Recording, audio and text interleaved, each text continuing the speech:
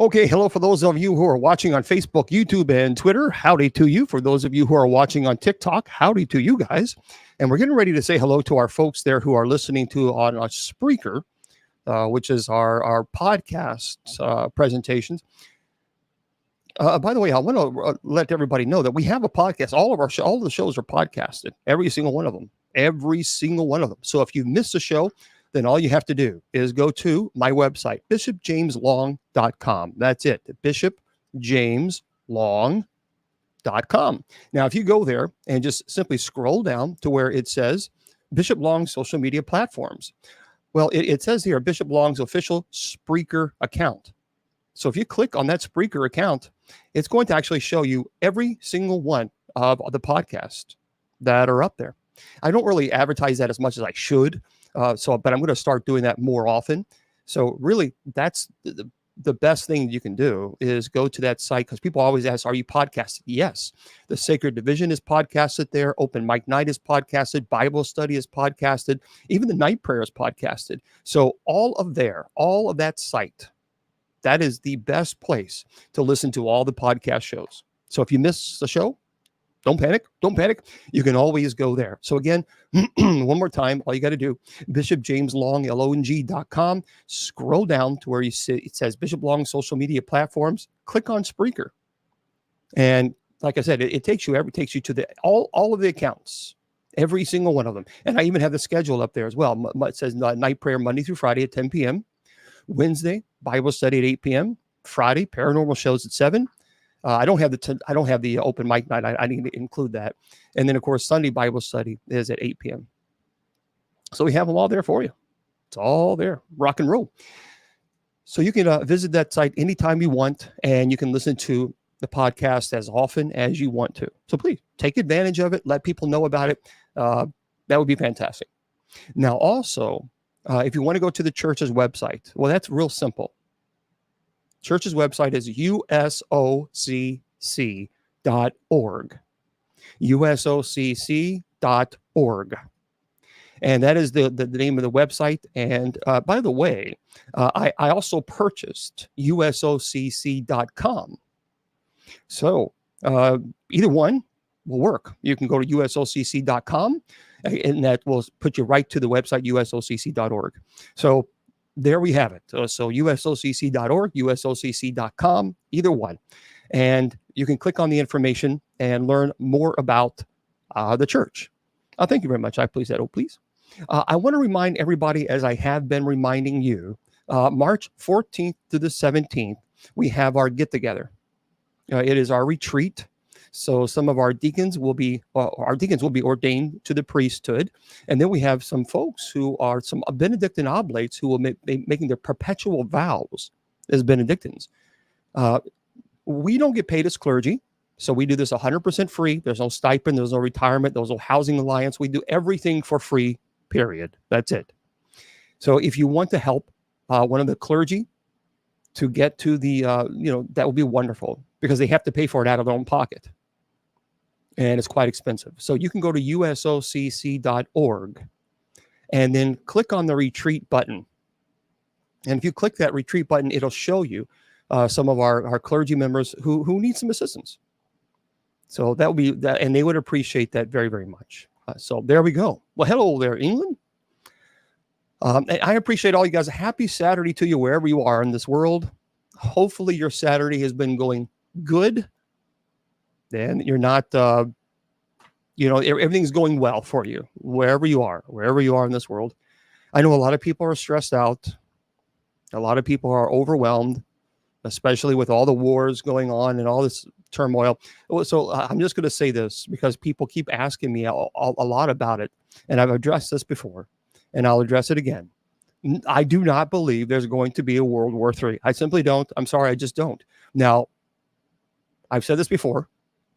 I could go online and World War III and put that on a tagline and a hashtag and scare the hell out of everybody just to get likes, just to get people to watch the video. And that's what a lot of people are doing right now. I'm just telling you, that's what they're doing.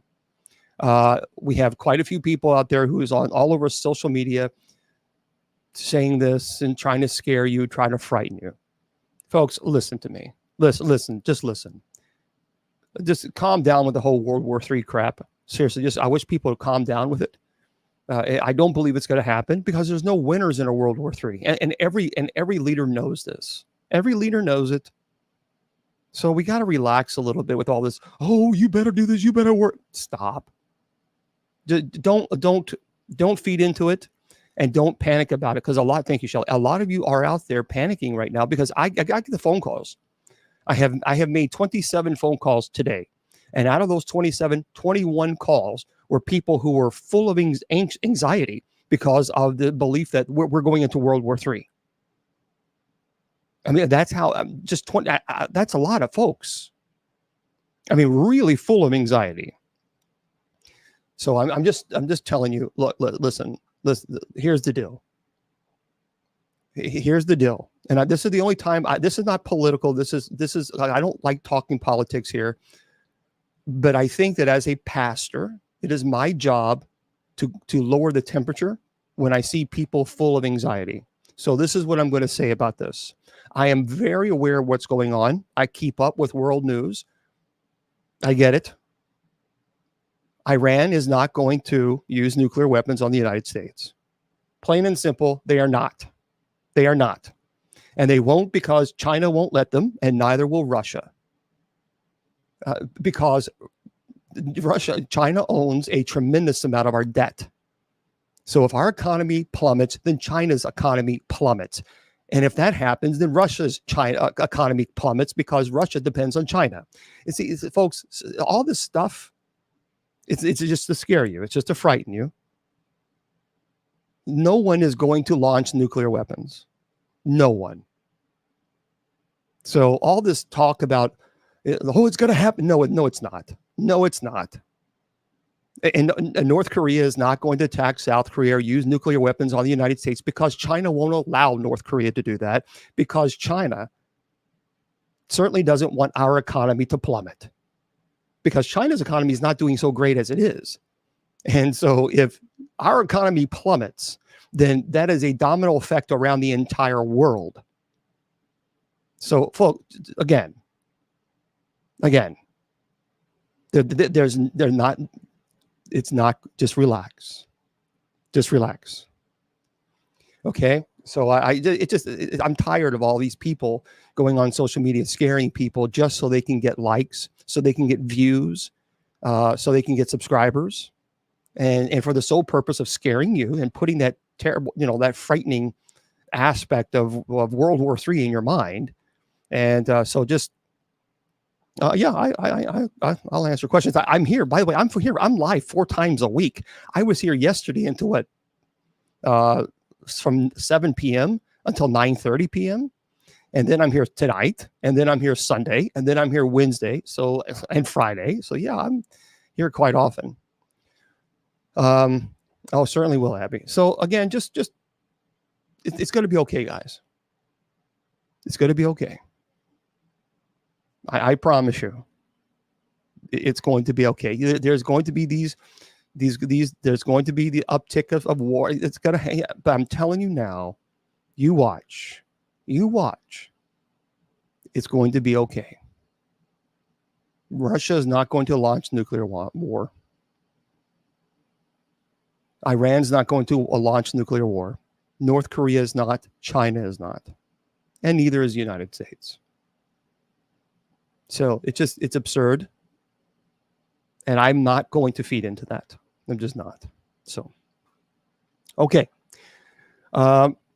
Do I ever shut up and answer? Well, I actually, I do. And that's called, let me just answer your question. And that's called block. Bye-bye. Okay. See what I mean? Let me just make this clear. Trolls, you're not going to get on my skin at all. I'll just block you and move on. We're not babies here. We're not middle school students. We're adults on this platform. So hopefully I answered your question by yes, I answered you. Do you ever shut up and answer questions? Yes, and it's called block and move on. All right. I'm not going to listen. We're not going to get into arguing against Jerusalem and all this stuff. We're not doing it. I'm not going there. So find another place. I don't feed into the fear tactic. I just don't, and I'm not going to. And I could, and scare the hell out of everybody. I have 730,000 followers on TikTok. I could scare the hell out. I could have a vision from God in World War III and all. If people would tune in and subscribe and all that, I'm not doing it. No, I'm not doing it. You're going to be okay. Okay, sure. Can you explain to me why Catholics pray to Mary and other saints? Can you back it up with scripture? Absolutely, Elmgrave, and I appreciate the question. I truly do. So, Elmgrave, let me ask you a question. Have you ever gone to the hospital, or have you ever gotten sick, and have you ever said to someone, please keep me in your prayers? And that's a great question. I appreciate that. I appreciate the question. So thanks, Chad. So Elmgrave, have you ever done that? Have you ever asked anybody to pray for you, or to, if you've been sick, whatever it might be, can you keep me in your prayers? I have to have surgery tomorrow, or I have to have whatever it might be. Okay, Elmgrave, Elmgrave, that's what we do. There's a misconception that Catholics pray to Mary as a deity, or as a co-redemptress. This is incorrect. Now, here's the problem. Now, here's why people think this is because at one time people were going to the extreme with Marian theology, meaning that they would actually believe that she was a co-redeemer. So even the Roman Church had to deal with that because some people are going to really the extreme. When we pray and ask Mary to pray for us, that is no different than if you were to say to me, Bishop Long, can you pray for me? I'm going in surgery, or I'm something of this. That's all we do. But you are right. You are absolutely right in that there are some people who take that to an extreme, and that's where the lines get confused. So. Yeah. Okay. But I appreciate the question. I really do. And keep in mind, see that here's the deal. I have no problem. None with people disagreeing with me on certain things. Matter of fact, I have no issues with that at all. None. The only thing that I have a problem with is the people being disrespectful. So you may say, well, Bishop, I respect your opinion, but I disagree, and this is because of why. That's good. No problem. I have friends that are atheists. Oh, you're no problem, Elf. I have friends that are atheists, that are agnostic, that are Jewish, that are Muslim, that are very conservative Christian. I have very liberal Christians. I have friends from all the spectrum, and we love each other. We care for each other. We have conversations. We disagree with one another on certain issues. There's nothing wrong with that. Nothing wrong with that. And by the way, and someone was asking, Elmgrave, that is also a great question. Let me back it up with as far as praying for the dead, because there is something in Scripture that I can back that up with, and you can look that up if you'd like. It is 2 Maccabees. 2 Maccabees in chapter 12, verse 46. Okay. So it's 2 Maccabees, chapter 12, verse 46. And that actually says, thus he made an atonement for the dead, that they might be freed from this sin. So the verse suggests the practice of praying for the souls of the deceased, so that they may obtain forgiveness, to be freed from their sins. And by the way, even the Apostle Paul, he mentions praying for a deceased individual in his letter to Timothy, which is 2 Timothy chapter 1, verse 18. So Paul prays that God may grant mercy to this individual on the day of judgment. So good questions. Appreciate it. Thank you very much for asking. Okay. Now, by the way, all right. Normally at this time, I'll answer your question in just a second. Normally at this time, I have Miss Wilma. Miss Wilma comes on. Miss Wilma is a dear friend of mine. She's 69 years old. She has multiple sclerosis. She's in heart failure. She has a pacemaker. She has severe chronic cellulitis. But she likes to come on and tell jokes and goof off from 8 to 8:30. Unfortunately, Miss Wilma is really sick tonight. So she has an infection in her ear, and it's causing her to be very dizzy. So she can't be with us tonight, and it's a possibility she may not be here tomorrow night for Bible study. So kind of keep her in your thoughts and prayers. Tomorrow, we're going to have Bible study at 8 p.m. Eastern Standard Time. Bible study is open to everybody, no matter who you are. We welcome everyone. We just ask people be kind. Just be kind. That's it. Just, be kind.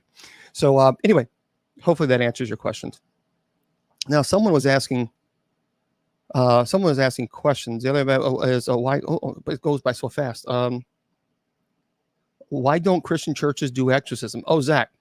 So Zach is asking, why don't Christian churches do exorcism? I tell you what, Zach, there are a lot of clergy out there who even teach that the demons don't exist. There are a lot of clergy out there who teaches that exorcisms don't exist, that possession doesn't exist. Now, that concerns me because deliverance ministry was an important ministry, one of the important ministries of Jesus, in so much that he even bestowed that ministry upon his disciples and told them to cast out demons. So I don't understand this theology of teaching that possession doesn't exist. That kind of it speaks just the opposite of what Christ taught and did. Thank you. So to me, I'm kind of concerned about this. I think there's a lot of clergy out there who don't want to deal with it because perhaps maybe they're not trained, and that's okay. They're not called to serve. They're not called to be an exorcist. You have to remember, not everyone is called to be an exorcist. So this is a calling that God has called me to serve in, and not everybody is called to do this. And I think we have to understand that. There are some, thank you very much. Thank you, Akula. There are some people that just don't want to do this ministry, and that's okay. For those of you who don't know, I knew I wanted to be a priest when I was 5 years old.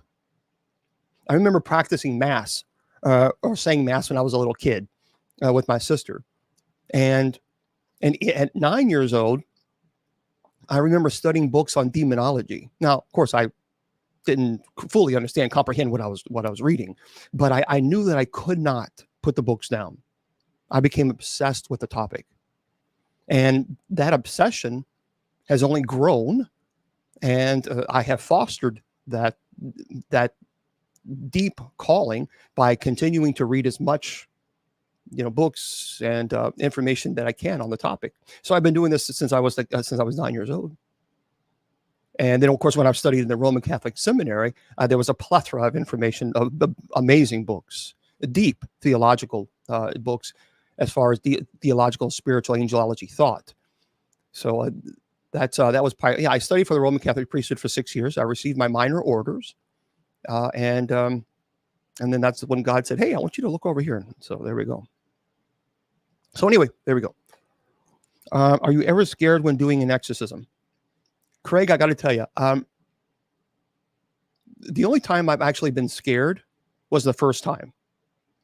And that's when I served as the secondary. I wasn't the primary. I was the assistant. And that was the time when I talked about this on the Legion of Exorcists show on the Sci-Fi Channel or Travel Channel and HBO. The Eli Roth Presents Legion of Exorcists. I was a cast member of, and we talked about our cases. And that was my very first case. Now, I was not a bishop then. In the show, the priest called me bishop. They reenacted the scene. I was actually not. I was the assistant. And that was the time where I saw a form of levitation and her eyes go solid black. And that was also the time where I looked into her eyes and completely went catatonic. I really felt unbelievably vulnerable. I couldn't talk. I couldn't move. I couldn't do anything. And so that was the only time I was actually scared, because I had read all about, the rite and what could happen, and was mentored, and you can be taught this all day long, but when you're actually in the presence of a true demonic entity, that's a whole different perspective. So that was the first time I think I was probably frightened. Okay. I did. Jordan, I did like the movie The Right, uh, with Anthony Hopkins. As a matter of fact, if you want to know this, Father Gary Thomas, and I had him on my show at one time. Father Gary Thomas is Roman Catholic, and he's in California, so you can look that up. It was actually The Right is based on his life, and so I think The Right is probably, in my opinion, one of the closest movies to reality that you're going to find, besides Nefarious. I believe that's absolutely The Right and Nefarious are probably the best movies, and even The Exorcist to a point. Obviously, they're spinning the head all the way around. No, but The Exorcist to a point can there's some validity, I think, as well. Okay. Well, demon spirits are fallen angels, fallen but unconfined angels. Human spirits are obviously not. Human spirits are human beings. So I have had quite a few cases where it was malevolent, it was demonic in nature. And I've also had cases where it was not, where there was activity, paranormal activity, but it wasn't violent. It just kind of scared the family and they kind of wanted me to help them. So it was called Eli Roth Presents Legion of Exorcists. And it was well received. I think what happened, what people are asking me about season 2, right now, we just simply don't know. It's just everything's on hold because when the writers strike, it really put everything behind. So we just simply don't know. We don't know. Well, hello there, Slovakia.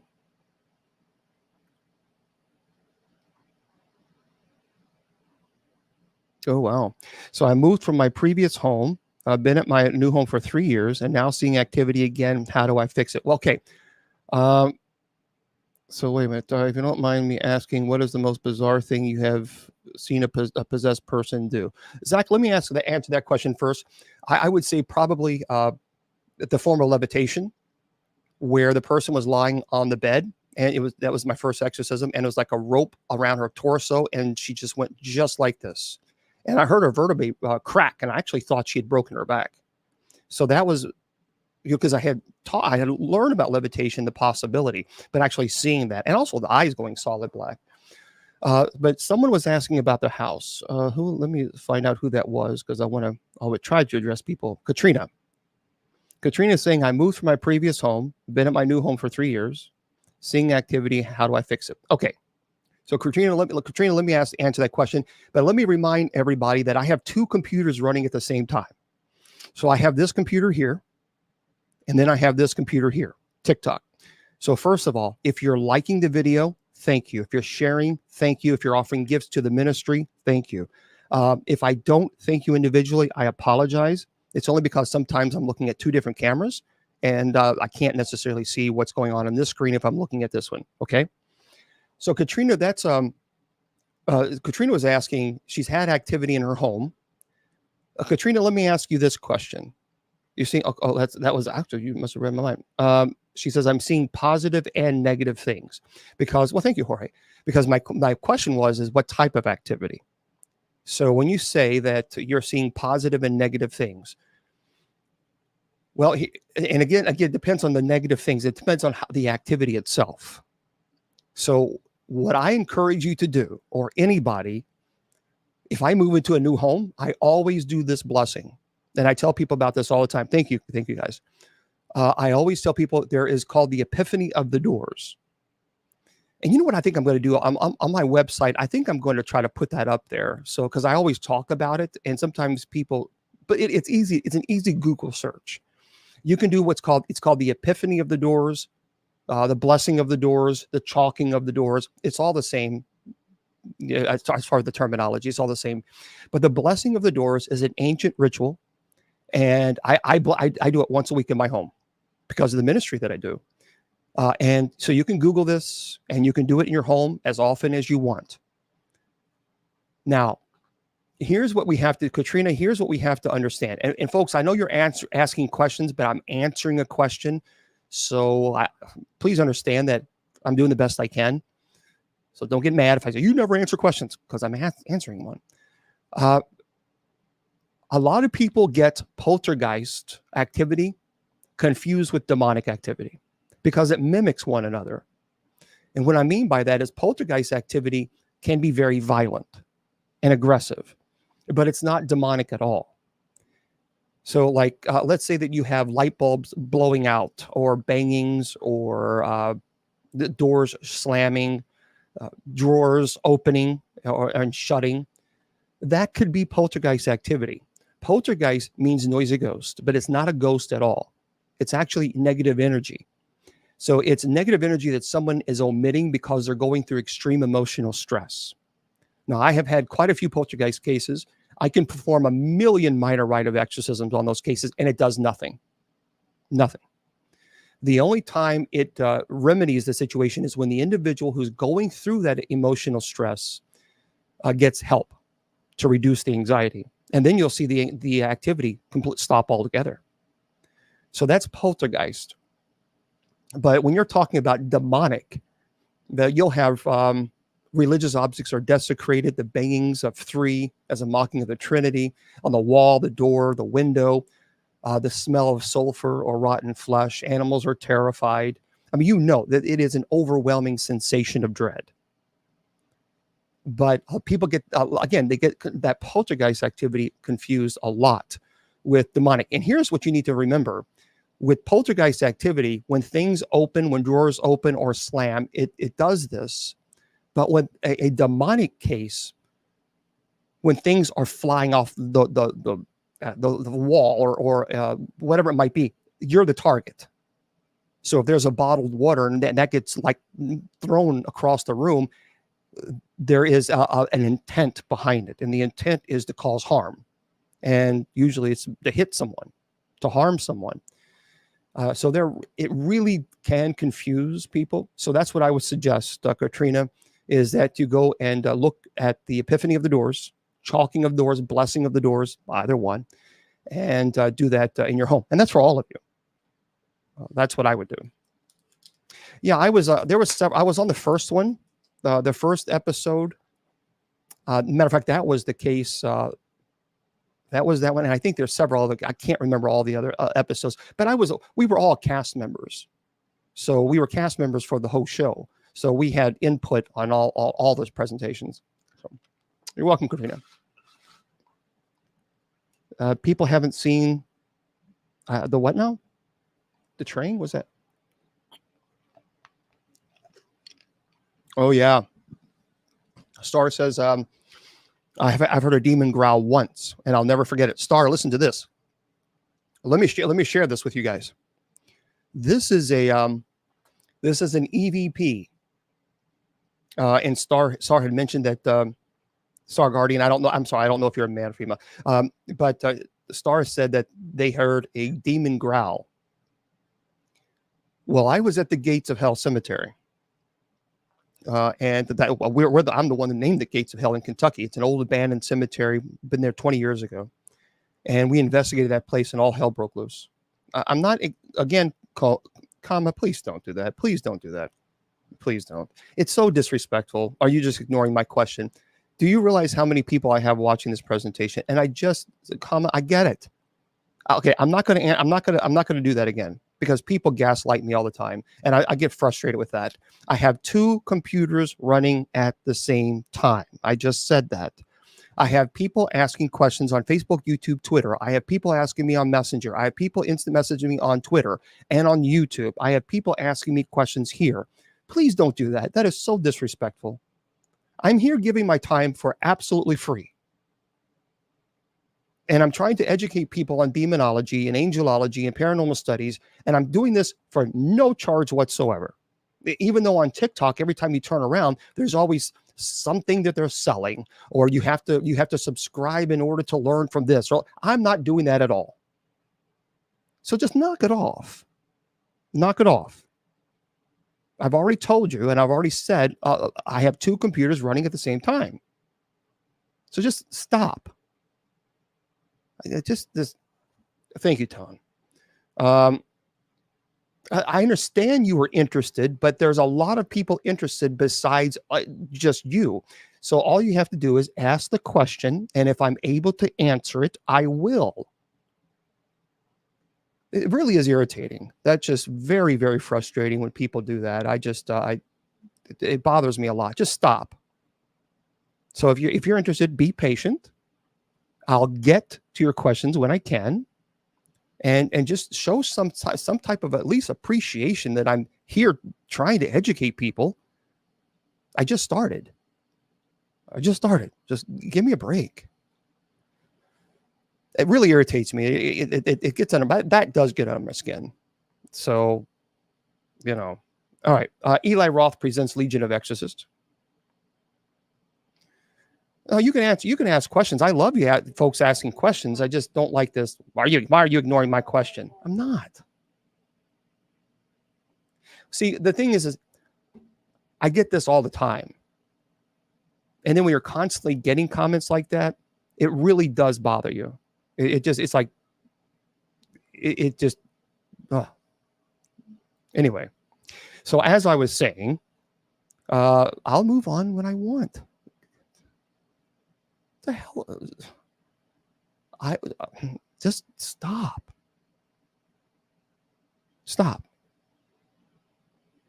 Man, that people telling me move on. Yeah, I don't drink wine. Actually, I don't drink. Don't drink. All right. So someone was asking about EVP or heard the growl. I have. And at the Gates of Hell Cemetery, well, thank you. They're the most, Real Burton. Thank you. This growl was at the Gates of Hell Cemetery. Now, I didn't hear this because it's an EVP, which stands for Electronic Voice Phenomena. Thank you very much. I appreciate it.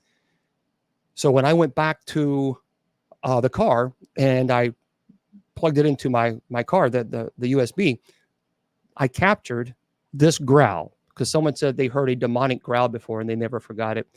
And I don't know who it was. That was before I was rudely interrupted. Okay.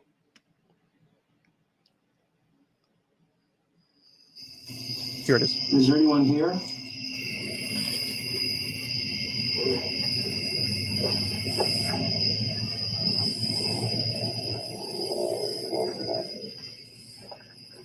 Are you friendly?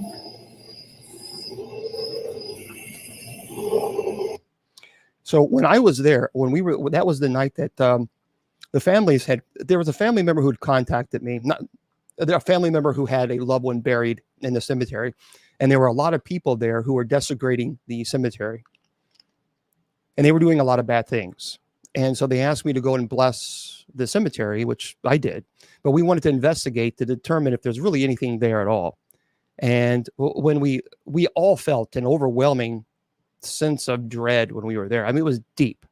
And that's a place where in the daytime is completely different than at night. Completely different. When at nighttime, the location changes completely. It's like a different location. And that's when I was like, oh my gosh, this is crazy. So yeah, that's the Gates of Hell Cemetery. I'll play it one more time. Is there anyone here?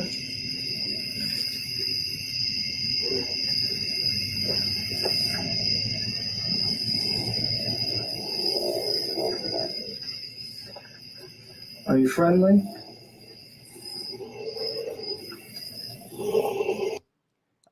That was, I'm telling you, that was one of the best, as far as the best EVPs I've ever captured. Now, keep in mind that in the EVP stands for Electronic Voice Phenomena. So you can't hear it with your ears. If you could hear it, that's called a disembodied voice. And you can actually hear it without the digital recorder. I didn't hear a growl, but we certainly heard that when we played it back. And we've caught so much information. I mean, so much evidence there. And people say, well, I don't believe it. Well, I don't care if you believe it or not. And were you there? No, I was. And so was a whole team of people. So we were there. And It was that was a play that it's just a different location. It's a different location. Well, it just depends. JD, as far as what the criteria for the Catholic Church to investigate, really just depends. When you're talking about possession versus maybe a demonic infestation where the demonic has entered the home, that's two completely different situations. So we have to make sure that the individual who claims to be possessed or a family member who believes their loved one is possessed, we require psychological evaluation. So there's no ifs, ands, or buts about that. They have to have it. So I agree with Margot. It is scary. I agree with you. But see, here's the deal. People say to me, well, why do you do this? Well, folks, we have to validate the claims. So if people tell me, I have thousands and thousands of emails for people asking me to come to their home because they say they have a demon in their home. So what we do is we go in and we investigate. We have to determine if there is anything there. I can't tell you how many times people have said, oh yeah, it's all hell breaks loose and it's crazy. And then I show up, nothing happens. We don't get an EVP. Nothing. And then there have been times where, we show up and all hell breaks loose. So we have to validate the claim. That's absolutely crucial. And you should. I mean, because if someone is going to say, hey, look, we have this going on, well, we have to. Can a mental illness be a result of possession? No, I no, because there are some people who will try to say, well, if you have a mental illness, and when you're talking about mental illness, I mean, depression is a sign of mental illness. So, or a chronic depression. Now, can a demonic utilize that or attack that? Well, certainly. Absolutely. And amplify it. Yeah. But I'm very, very concerned about preachers preaching. For example, there's one preacher that preached that autism was demonic. And that's just so irresponsible and quite honestly ignorant. And that should never be taught. So, well, thank you there, Star Guardian. All right. Catherine, I've heard a growl once as a kid. I stayed out much later than normal and had an urge to run home. I never felt the urgency like that before. And I heard, yeah, Alice, as far as why is it different at night? Well, that location. So the gates, for those of you who don't know, and again, one more time, I have two computers running at the same time. So I have lots of people asking questions. So doing the best I can. The Gates of Hell Cemetery, it's an old abandoned cemetery in Kentucky. And 20 years ago, no one even knew it existed. Nobody. I was in the paranormal 20 years ago. Nobody even knew that cemetery was there because it's an old abandoned cemetery. It's off the beaten road. I am going to do a presentation on that, an actual video presentation. I've been talking about doing this for a long time, but I couldn't do it because I got sick with COVID in November. And then, of course, I got my surgery that I just recently had. So now that the weather's getting warmer, I am putting things together, and I am going to put this presentation together on the Gates of Hell Cemetery. I'm not going at night because when you go to that place at night, you're asking for trouble. That's all there is to it. It's just a different location. The whole thing changes. The atmosphere changes. It's not this. It's not the same place. And why that is, now we can argue and debate all day long, but I'm telling you, when you walk, it's just a bad place. That's one place that I tell people stay away from. Stay away. If you go, you might get in some serious trouble. So, yeah, it's a rough place. And hello there, but it is. It's where can I see the video for sleep paralysis? You mean my presentation on sleep paralysis? Well, it can't change the structure, but it can certainly change how you may interpret something, and that's through oppression and obsession. So, what was what was the question? You can all see all the presentations on YouTube. So if you go to my YouTube channel, go to bishopjameslong.com, scroll down to where it says social media. And if you click on the YouTube and just go to where it's Friday nights. Friday nights is where I do sleep paralysis, or that I've done a show on sleep paralysis. So you can do it then. Know your fears. That's true. Well, yeah. Has all exorcism been successful? Yep. But that doesn't necessarily mean that people get that confused. It's not because I have done that. It's because God has delivered that person, and God will do that in God's time. Orbs, folks, most of the people in the paranormal community do not consider orbs legitimate. They just don't. Because most of the time, when you see these things, especially on camera, nine times out of 10, it's going to be either insects or dust particles. So anybody who is a paranormal investigator who has investigated for many, many years will absolutely tell you 100% that orbs can be explained logically. And there's one person on social media. So I'm answering a question, so I can't answer another question right now. Isn't that stupid that I have to constantly say that? But there was a person who claims to be clergy. I don't know. And anyway, he goes outside and he has this cross, and someone is behind him recording in night camera, and he's kicking bushes in front of him. So he's kicking bushes. And then you see all these little orbs, and he's exorcising these demons. He says they're all demons. Folks, they're bugs. He's performing an exorcism on bugs. It's the most absurd thing. And then people are like, oh, look at all those demons. Look at all those demons. It's not a demon. They're bugs. He's kicking bushes in the middle of the night. It really is. It's absurd. Thank you very much, Lynn. Thank you. And people are believing this. So, yeah, most of the orbs that you see, they can be explained. Yeah.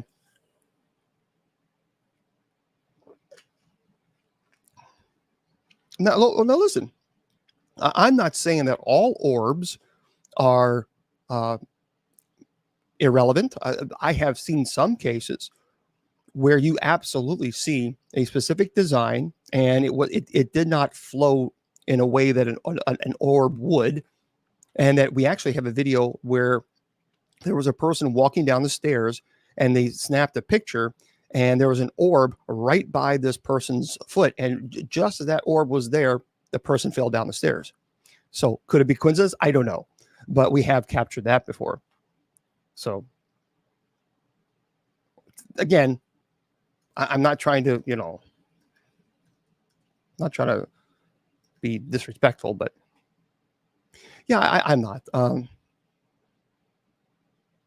A blue-gray zone, you'll have to explain that one to me.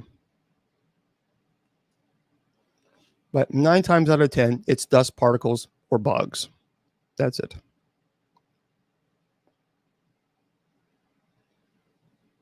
And I'm going to say it again. I have had investigations where there was something there, and there was an orb. But I'm telling you, as an investigator, I've investigated. My first time I investigated was 35 years ago. I've investigated a lot of locations, and any seasoned paranormal investigator will tell you that 9 times out of 10, orbs are dust particles or bugs. So there we go. Yeah, I'm not a fan of filming exorcisms and putting them on television for entertainment purposes. I don't like that. Probably the Gates of Hell Cemetery, it was probably the scariest investigation. I am, Desiree. Thank you. I am. Thank you, Chad. I am feeling much better. Thank you. Yeah, as far as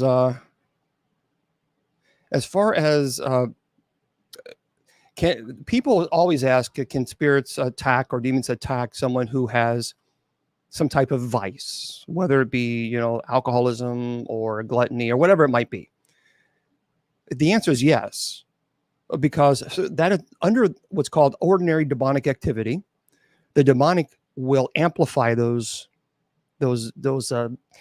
desires and cause the person to kind of fall even harder. However, we have to remember it's still the person's free will to choose to engage in those vices or not. So yes, the demonic will do this, but it's not all the time. I'm not a big fan. I am not a big fan of blaming everything on demons, because it seems like we need to almost like a scapegoat, and we need to, it's a demon. The demon's doing this. Well, you know what? Okay, we can argue this certainly, but we can't keep using demons as an excuse for bad choices. So I think this is where I have to remind people, let's not use that as a crutch, because a lot of people do. They can, yeah. Will they wake you up from your sleep by pushing out? Yeah, actually, I've had a case where they had a demonic infestation case, and it was violent. It would scratch, bite, pinch, push this person out of bed. It was a really aggressive, quite violent case. Now, again, George, you can think it's fairy tales. Okay, George, let me ask you a question. George says fairy tales. Okay. George, let me just say this. Let me say this to everybody again. So I have a doctorate and 3 master degrees. I don't get paid as clergy. I don't charge people to go to their homes and bless their homes or perform an exorcism. Never have, never will. I pay for it out of my own pocket, or I used to. Thankfully, now I have, I've been able to have a store to ask people to help, because I have to pay things out of my own pocket. So, George, I'm sitting here talking to people about demonology and possession. You're not paying a penny for this. I'm not charging you a penny for this. I don't charge people to go to their home, and I don't get paid as clergy by the church. I'm not a stupid man. So I gain nothing. Gain absolutely nothing for putting all this debt on my credit card to go to people's homes to help them. If I didn't know that possession existed, I would do something else with my time. And I absolutely would do something else with my money. So while, George, I understand that you may think it's fairy tales, I get the skepticism, but there's a difference between being skeptical and cynical. Because you can't attack any of my motivations for what I do. You're doing this for fame. You do things for fame so you can make money. Well, if I don't charge, then fame is ridiculous. It's irrelevant. So there's no ill intent, or there's no other intention that I have by making money and by charging people. I'm not. Haven't done it in 20 years. So I try, I was thinking about only about 5 years ago, I realized I couldn't do this anymore by myself. I just couldn't. And because I was putting myself in some serious financial difficulties because when people tell me, hey, look, I live in Florida, can you please get here? I have to find a way to get there. So I would actually sell my personal things just to get to people's homes. So if I had any type of collectible that that's what I did, because I have to either fly or I have to drive down there. And then you have to have a hotel. Then you have to rent a car. It's expensive. And I never asked for a penny for them. And they never gave a penny. So I just realized that, until I win the lottery, I shouldn't be doing this, because I was really putting myself in some serious financial difficulties. So when people say that this is all nonsense, this is all crazy, then I tell them, do you think I would be doing this if I didn't know that possession existed? Now, you can say to me, let's say that I charge people $5,000 or $10,000. Then you can actually attack my motives. Then you can say, aha, now I know why you're doing this. You're doing this to make a lot of money. I don't. Never made a penny from it. Spend my own personal money to get people's homes. So you can't attack my motivation. You can't attack my intentions. And I don't work with anybody I've never worked with anybody. If people charge, I don't work with them. Whether they're paranormal investigators or demonologists, I don't work with anybody who charges people. Never have, never will. So, you know. Oh, thank you. Thank you. Yeah, that's what I've done, because a lot of people take advantage of other people when they are really struggling. And I refuse to do that. I absolutely believe in the true presence of the Eucharist. We absolutely believe in transubstantiation. Yeah.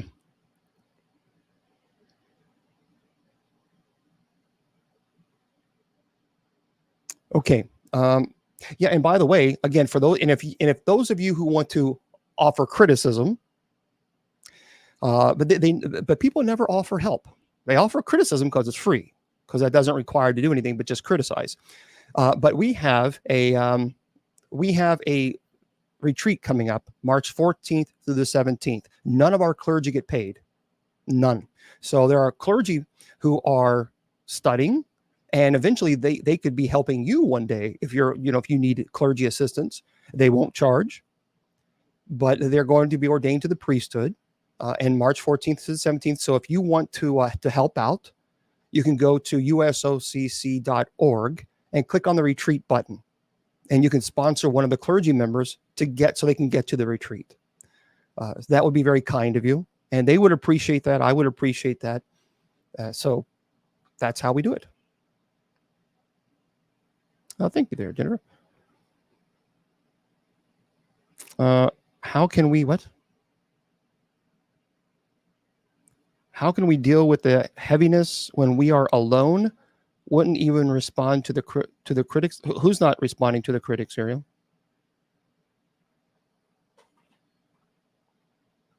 Well, thank you, there, Perlet. I don't understand. What do you mean?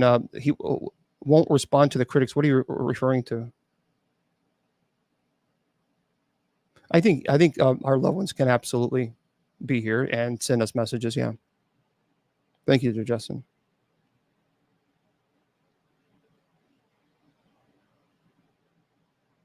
I don't understand. Who is that? Who's not responding to the critics? I don't understand what you mean. You have to explain. I'm asking how we deal with the heavy spirits when we are alone. Well, you have to define heavy spirits. What do you? Are you talking about demonic entities? And folks, I'm going to say it for a million times. I have two computers running at the same time. I have chat rooms open everywhere on Facebook, YouTube, Twitter, Messenger, TikTok. I have two computers running here and here. So if I don't answer your question, it's because I have a lot of people asking questions besides you. So I'm doing the best I can. Isn't this ridiculous? This is why a lot of people don't do lives anymore, because people are so rude. It's ridiculous that I've had to say this so many times. I don't really define this as Catholic. We're just friends, and we hang out, and I try to teach. So, well, thank you very much. Yeah, that's why you stopped. Yeah, it's just people are so mean, so mean. You didn't answer my question. Well, you know what? I have lots of other people asking me questions. I have 29 people right now on Messenger asking me questions on Instant Messenger. So it's just, yeah, there's a lot of people who are not doing lives anymore because just people can be so nasty. Just doesn't, I don't know. I have friends that are Mormons. Okay. King Arthur Courts, I don't know.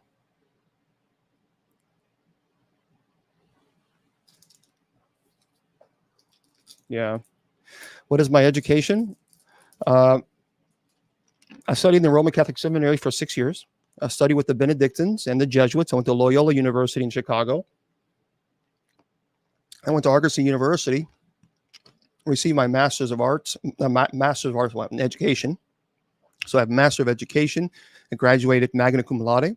And then I went to Sullivan University and graduated summa cum laude with the Master of Business. I have a Doctorate of Ministry. I have a Master of Divinity. So I have a Doctorate of Ministry and Master of Divinity, a Master of Education, a Master of Business, and a Bachelor of Communication Journalism, Associate of Philosophy. So that's the education. Okay. All right. I'm with you. Okay, what is this? Someone's asking, James, a Eucharist flew out of a parishioner's hand and went back into the chalice. I'd have to see that. That's kind of interesting. Okay, so for those of you who are interested in paranormal investigating, you have to be very careful. And you need to understand that when you're paranormal investigating, there's a danger with that. And I always tell people that. So, and some people think that they think that there's no consequence, and there is. So you need to understand that once you get involved, you really could open yourself up. That's why I tell people stay away from places that are demonic. Stay away from them. Nothing good's going to come by investigating those locations. And you have to be careful. There is dangers with doing this. So I am Miller. Let me tell you something. I am a skeptic. So Miller says, do you ever approach an investigation as skeptical? In every single case that I've worked, 35 years ago was the first time I investigated. Every case that I work, I am a skeptic. I try to, every case, I try to debunk the activity. That's my goal, debunk. And it's only on those cases when the evidence is clear and I'm like, well, I can't debunk this. Then we say, okay, now we have to look from a theological perspective. So absolutely, I 100% do everything that I can to debunk it. Well, what are the dangers? Well, you don't know who you're speaking with. Kit Kat saying, what are the dangers of paranormal investigating? Here's the problem. You don't know who you're communicating with. You know, the very moment you say, is anyone here? Can you do something? Can you push me? Can you make a noise? That's an invitation. You've given the invitation. And you have no idea who you're communicating with. And there's dangers with that. And so that's why I tell people, if you're going to paranormal investigate, you need to understand there are issues and you have to be careful. You know, DJ, I've never been to the Bell Witch Cave, but now I've had Willie Windwalker Gibson on, and he's a shaman. He's been there. And he is absolutely 1,000,000% convinced that the Bell Witch Cave in Tennessee is 100% legitimate. And the evidence that he said he captured was pretty intense. So, yeah. You can, Chris. Yeah, if you're psychically gifted, you can absolutely be affected by those locations. Yeah. And folks, I can't bring you on. Several of you are asking to come live with me. I can't. Because again, I run the show on 2 computers. So the Facebook, YouTube, and Twitter or X, whatever, and Spreaker will not be able to see or hear you. So I have 2 computers. That's why I'm looking here at the camera for Facebook, YouTube, and Twitter. And that's why I'm looking here at the camera for TikTok.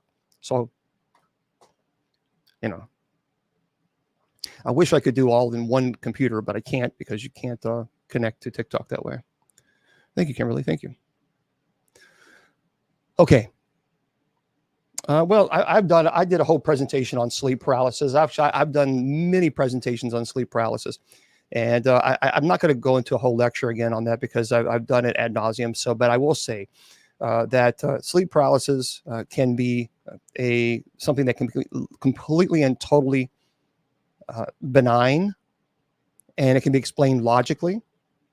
If you see these images and these scary images when you're going to sleep or waking up, and that's it. That's the only time you see these images, you're dealing with sleep paralysis. You're not dealing with demonic infestation. Because if you have demonic infestation, you're going to have activity that's going to be all the time, not just in a sleep paralysis episode. So therefore, the logical conclusion is, if this only occurs while you're going to sleep or waking up and you're seeing these horrible images, they're terrifying and it's scary, then that can be explained by either isolated sleep paralysis or recurrent isolated sleep paralysis. So, okay. Oh, yeah. So Catherine says, my sister made a mistake playing with a Ouija board when she was 16. She didn't listen to me at age. Yeah, it's not a good idea. It's a bad idea. Well, no, sleep paralysis is not astral projection. Sleep paralysis is just a simple, at the time where your body, your brain is going into a state of obviously sleep, and the subconscious then controls the functions of the body. So I had a neurosurgeon on the show at one time, and he explained what sleep paralysis was. It's it can be explained physiological completely, in that it is the subconscious part of the brain where we dream. And when you're going to sleep or waking up, the subconscious has control of the functions of the brain, and it projects the image. When you're barely waking up, you're trying to trying to figure out what's going on, why you see this image. And this is why after 30 seconds or so, this image disappears, because then your consciousness takes control of the brain. So, it's scary. It's scary stuff. No ifs, ands, or buts about that. It is, yeah. It's scary stuff. So I can understand why people would be frightened of sleep paralysis, but it can be explained logically. But if you have a demonic infestation issue, yeah, you can have sleep paralysis, but you're also going to have other issues throughout the day. So it doesn't just happen when you're going to sleep or waking up. I don't like pendulums. Ouija boards are stupid. Stay away from them. It's dangerous. There's nothing good that comes from using them or a pendulum. And I'll tell you why. And people get angry when I say this. Well, you know what? I'm not going to sit here and lie. I'm going to tell you what I've seen, what I've experienced as an exorcist, as clergy, and as a paranormal investigator. Just from a logical perspective alone, when you're using a pendulum, the whole point of the pendulum is for, okay, spirit, wherever you are, what is your name? Or are you happy? And then all of a sudden it does this. Or are you sad? And it does this. Well, basically the theory behind the pendulum is you are allowing a spirit to control your hand to move yes or no. That is a form of possession. This is why you don't do it. This is why it makes no sense to do it. That's the whole point. Same thing for a Ouija board. You have your hands on a planchet and you ask the spirit to move your hand, to control your hand, your motor functions, so you can move this planchet around the board. That is a form of possession. So therefore, both are bad and they should not be done. And here's the deal. You can say, well, I disagree. Fine. Okay, I don't care. But I'm telling you from my experience as an exorcist, people also thought, well, I just think that's just stupid. That's just ridiculous. And then they start playing with the Ouija board, and then all hell broke loose in their home.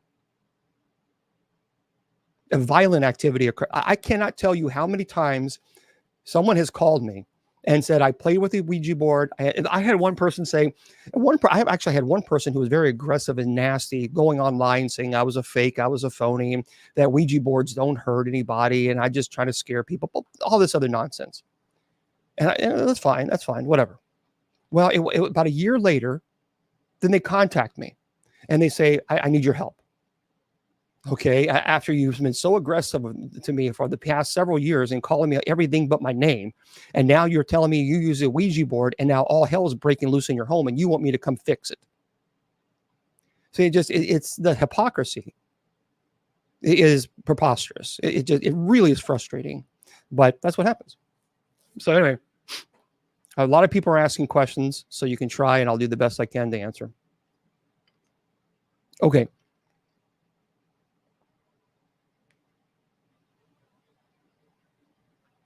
Yeah, you don't want to burn the board. So I always tell people, if you want you to get rid of the board, yeah, I did help them. Yes, I did. Yeah. But I also make it very clear that I didn't appreciate them saying some of the really nasty things that they've said online. But I told them, yep, I'll help you. But you need to understand that your behavior has to change too. So here's what's not going to happen.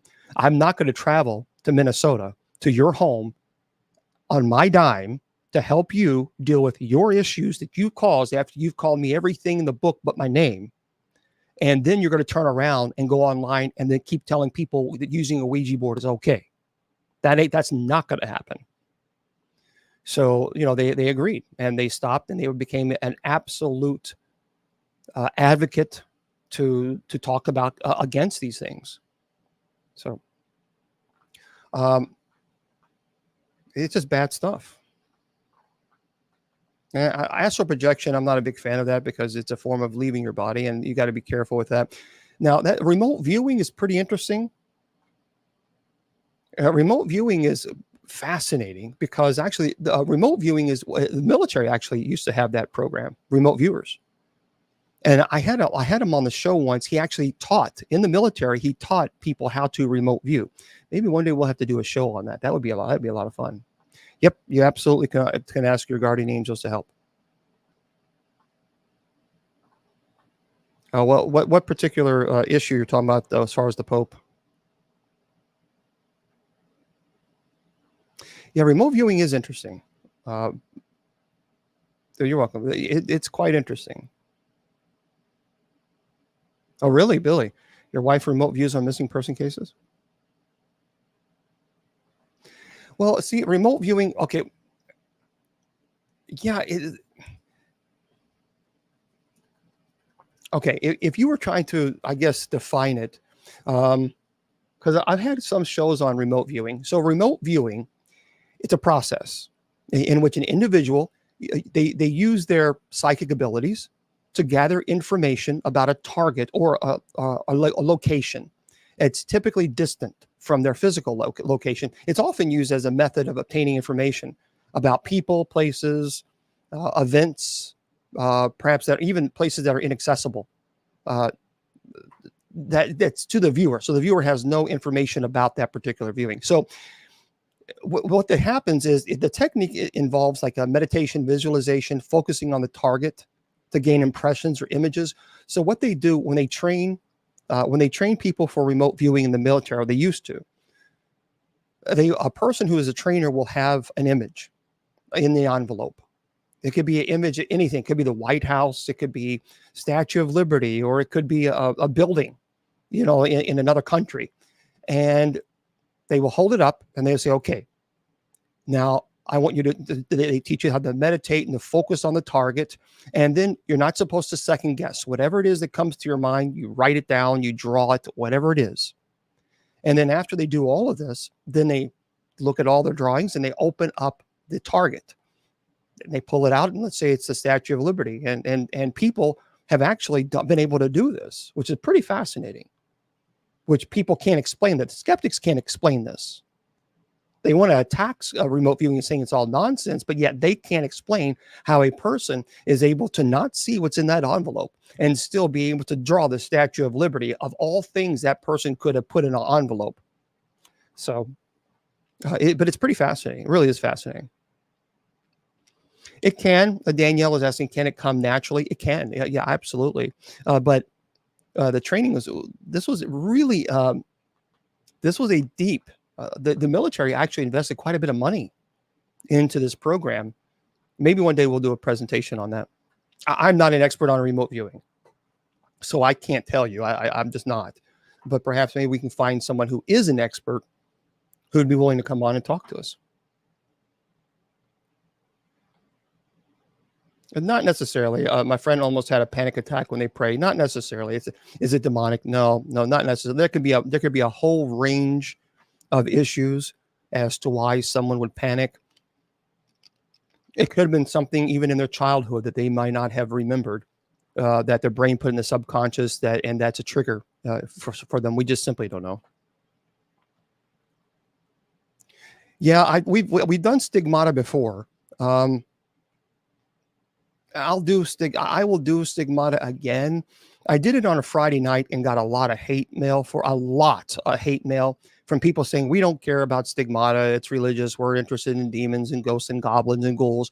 And I got a lot of hate mail for that. So I don't know if stigmata would be more of a Sunday or Wednesday presentation. But it's just ridiculous. Some people.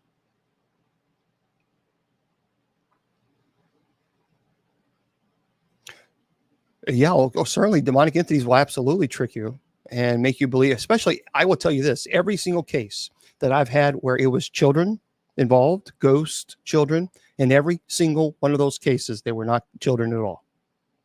100% of them, 100%. I can say with 100% certainty, every single one of those cases, none of them were legitimate children in spirit. Every one was demonic. Now, I'm not saying every single case like that is no, but for my cases, they were.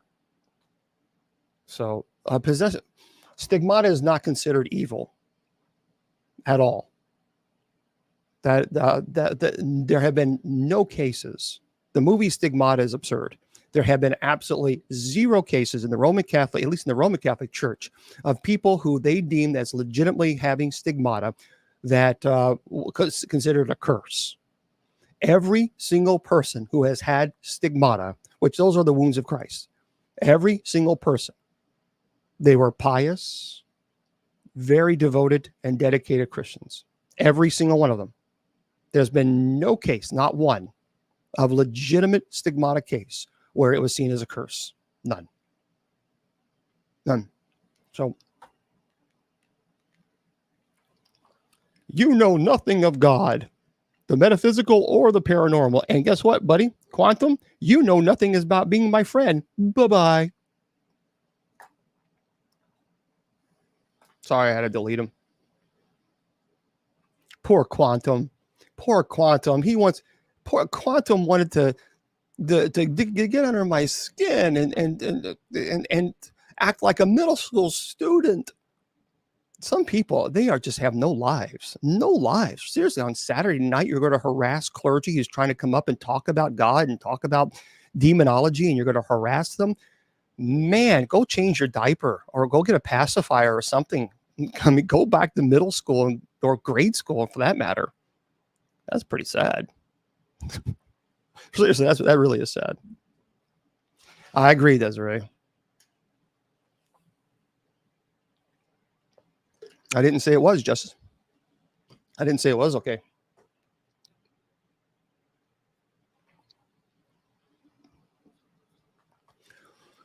Weird figures come in the photos, a few blurry. It comes in a few times.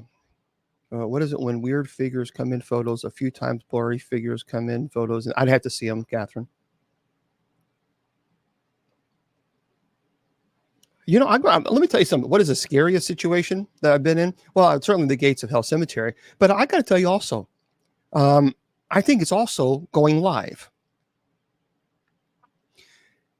There are people that are so nasty and so unbelievably hateful that you just kind of wonder, I wonder what they're like to other people. Because they are so vicious and vile. And then people want me to prove that demons exist. I on TikTok already, I'm address this. On TikTok already, I've been called everything but my name by some people here on TikTok. And I think that really is, to me, that's scary, is that we have people out there that are so vile and mean and hateful. And that's kind of frightening. That's kind of scary, knowing that they are out in this world. Now, let me just make this very clear. If you think they're getting under my skin, then you don't know me. You don't know me. They don't get under my skin because I tell people all the time that your value does not decrease based on someone's inability or refusal to see your worth. You're priceless. Don't let anybody tell you or convince you otherwise. I always end my shows that way.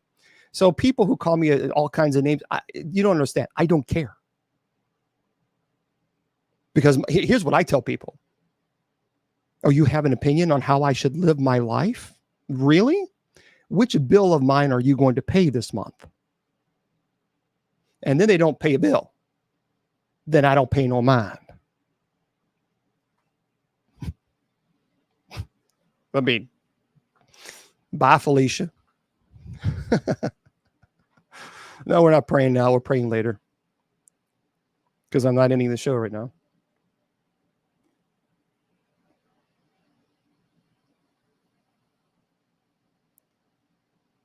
Yeah, calling on guardian angels. I did. You can call upon guardian angels anytime. And anytime you need to feel that you need to call upon your guardian angel. Absolutely. But remember, your guardian angel cannot help you unless you give them permission to do so. They will not intercede on your behalf unless you give them permission, because if they intercede without your free will, that's violating your free will, and they will not do that. So, yeah, again, folks, I can't bring you on for the 50th time. I can't bring you on because I have the show running on 2 different computers. I have the show here on the computer, and I have a show here on the computer. And if I can't bring you on because then Facebook, YouTube, and Twitter and Spreaker will not be able to hear and see you. Yeah, I just ignore them, Sandy. How do we rid of those? You just ignore them. Pay no mind.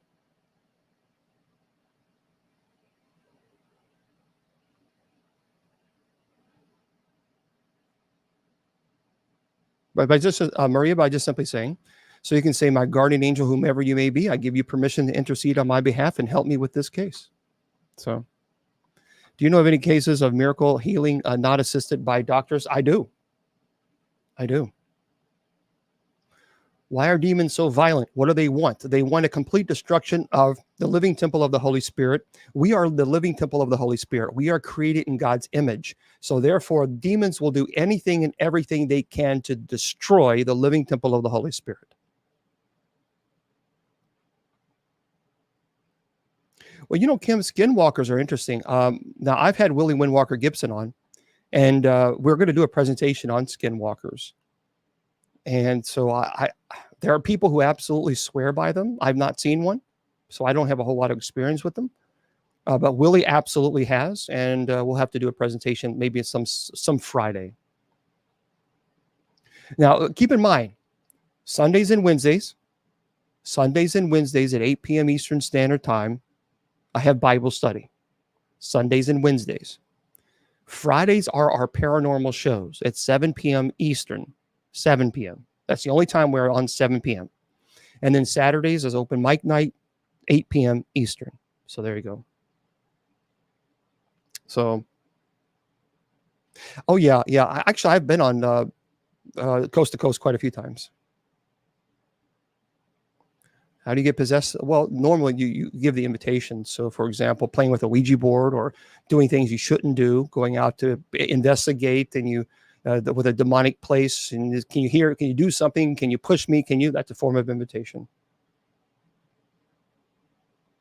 Emily is asking, is it okay to receive the body of Christ if you haven't been to confession? Well, in the Roman Catholic Church, it depends. And the Catechism actually teaches that if you are under venial sin, then you are allowed to receive the Blessed Sacrament, because with the Blessed Sacrament, it absolves you from venial sins. However, the Catechism says that if you are in mortal sin, you must first have the sacrament of reconciliation prior to receiving the sacrament.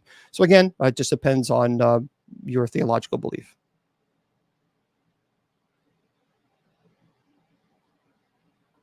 Right. Okay, again, people say you only have to go to God, confess. Again, we can be respectful, we can disagree, but can we be a little bit more respectful? Man, I don't know what the hell's wrong with the people. It's just the nastiness. I miss the days where we could just disagree with each other respectfully. I have thought many times about just turning social media off, period, forever, because it's just so vile. It's becoming so vile. I don't know. It's toxic, very toxic. A mortal sin is, for example, when you remove yourself from the grace of God, according to the Catechism. Mortal, M-O-R-T-A-L. Yeah, it's gotten so toxic. Yeah, and you're right. There are good people as well, but it just, man. Thank you, Chad.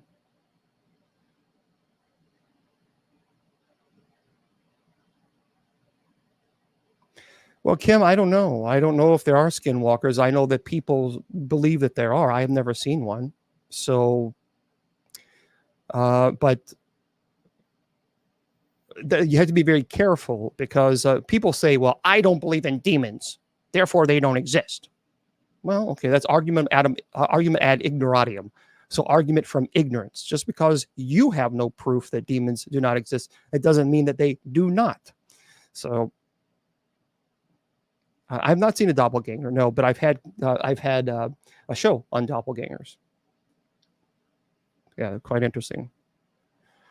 Have I ever seen evil manifest? Are you reading some of the messages on TikTok? I mean, seriously. If that's not evil manifestation, I don't know what is. Have you seen some of the vile comments that people have written on this live?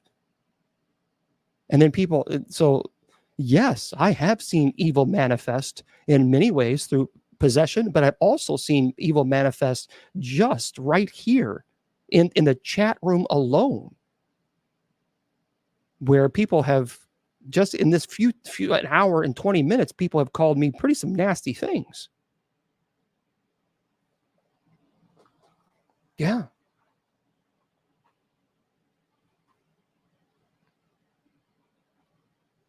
Again, I'm going to say this. I've been doing this for 20 years. I have a very thick skin. I'm just answering a question. And I just said, they're not getting under my skin. They're not going to bother me. Because I think what a life to harass people, harass clergy on Saturday night. Yeah, you're right, Harlow. You're right. You're right. Okay. How do you get closer to God? By helping people. Don't stop your misa? You have to help me. What do you mean? Well, thank you there, Jordan. Oh, don't stop your message. Oh, yeah. Well, thank you. Okay. I was going to talk tonight about some true stories of some ghost stories. So you can go to usocc.org and you can find all the information about the church, usocc.org. Let me just share this with I don't know if we'll be doing a season 2 yet. I just don't know. Not for sure. I'm not for sure. So, well, we'll have to see. We never know. We'll never know. I got to tell you something. These Bigfoot stories. Let me do this first. There's something up with this Bigfoot. I think there's something there. I really truly believe there's something there. So here is an article that I want to read this to you guys very quickly because it was pretty interesting when I saw this. This is by Megan Lonnie. Myth or reality? Bigfoot sightings reported in Colorado 130 times over the past century. So even with sightings in triple digits, Colorado's still behind 10 other states for number of reports of the hairy bipedal creature. So it says that Coloradans may be surprised to learn that since 1926, Bigfoot has been spotted stomping through the state 130 times. I think it's probably more than that. And that's according to the Bigfoot Field Researchers Organization, based in Dana Point, California. It may also be surprising to learn that a Bigfoot Field Researchers Organization actually exists.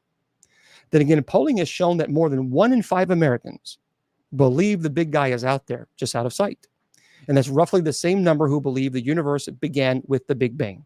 So the Bigfoot Field Researchers Organization is headed by Matt Moneymaker.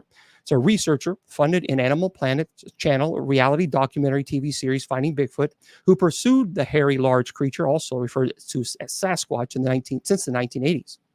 And in Colorado, sightings reports typically come from the mountains, and Bigfoot apparently isn't a fan of the eastern plains, tends to avoid the big city traffic too.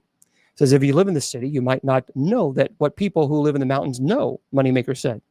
They know a lot of other people up there who have seen them. Now, whether you believe in its existence or not, Bigfoot recently made Denver Post headlines after a Wyoming couple riding the Durango and Silverton Narrow Gauge Railroad posted a viral video on social media that appeared to show a Bigfoot stomping through southwest Colorado in October.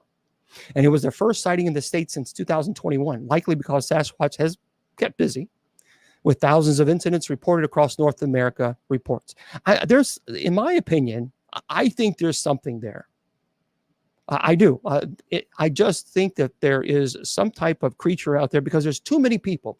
There's too many people that's reporting this. Too many people, and too many credible people. And yeah, the New Jersey Devil. Yep. Something in my opinion. As a matter of fact, there was a recently, for those of you who don't know this, there was an individual. This is by Jake Carter. Chuck Headley posted photos of a large 5-toed footprint on the Bigfoot Believers Facebook group, sparking a heated debate among the members.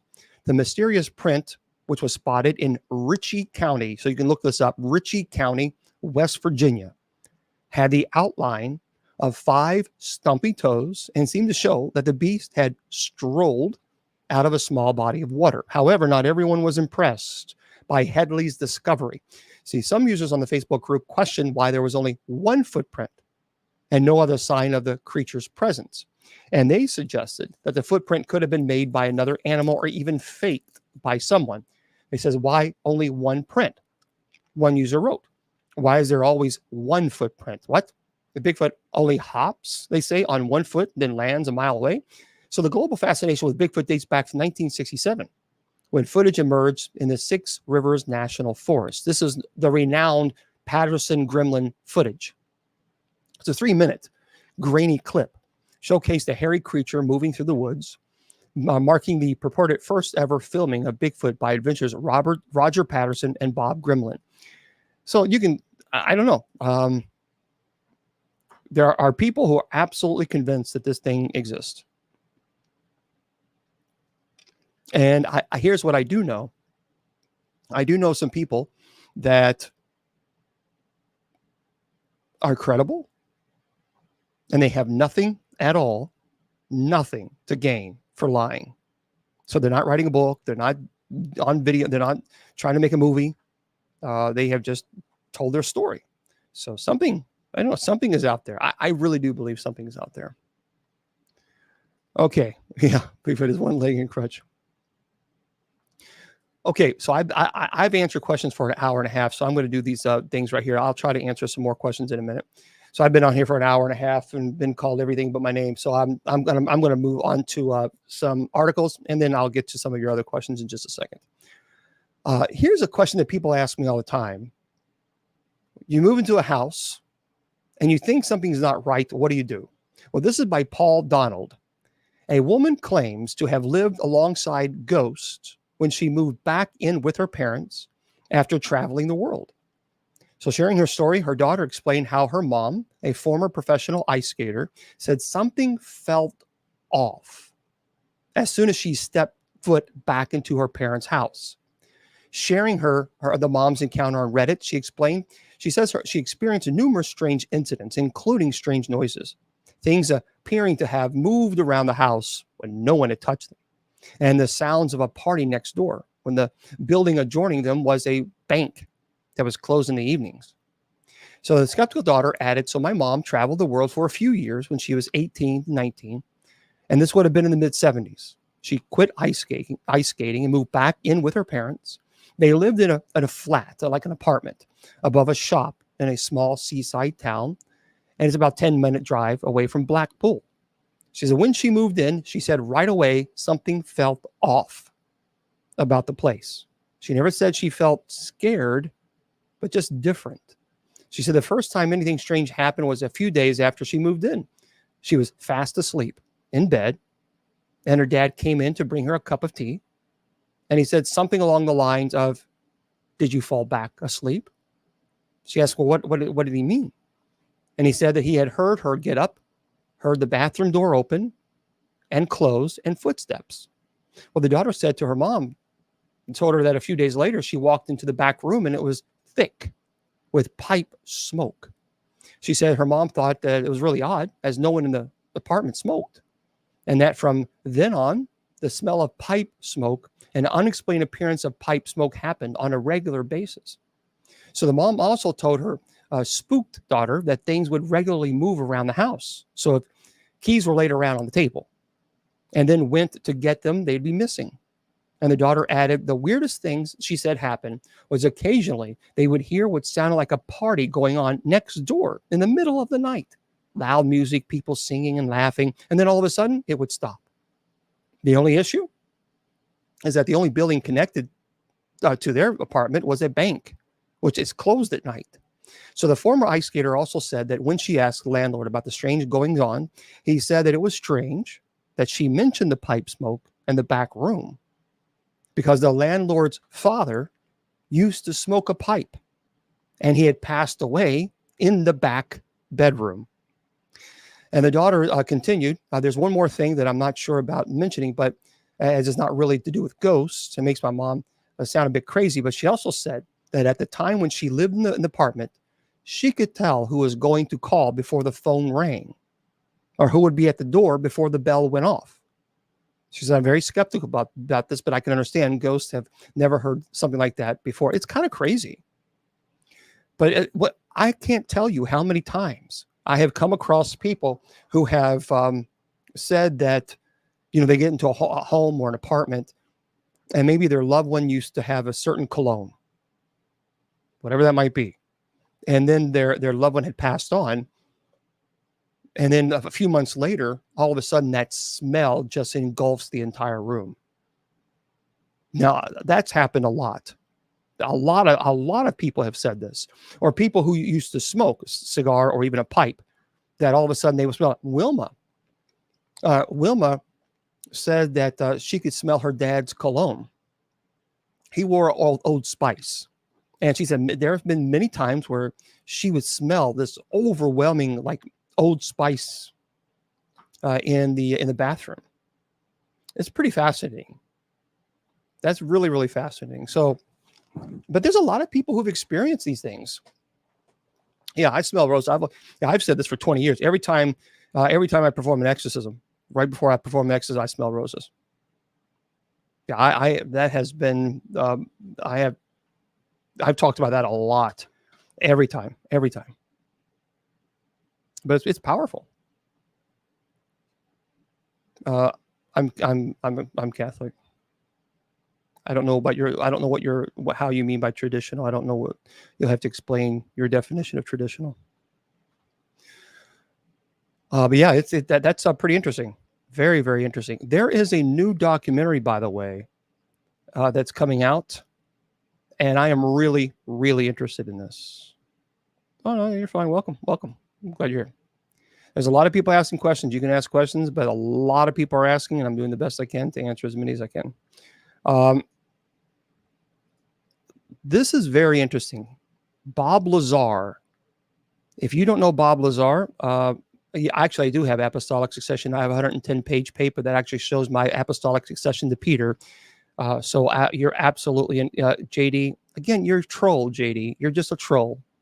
You're a troll. And I don't go to your live and harass you, do I? But you come in and harass me. And that actually shows that you are doing the work of Satan. Goodbye. Bye, JD. Okay. Crazy. Okay. Bye, Felicia. Okay. Yeah, apostolic succession is this disciple. Peter laid hands upon this disciple laid hands upon that disciple, and it's so on and so on and so on. And the church says that any church that has valid apostolic succession is considered validly Catholic. And I have a 110-page document that shows my apostolic succession to Peter. Oh, okay. Yeah, you are the weakest link. Goodbye. Yeah. Bye, Felicia. Okay. This is interesting. Listen to this. This is by T.K. Randall.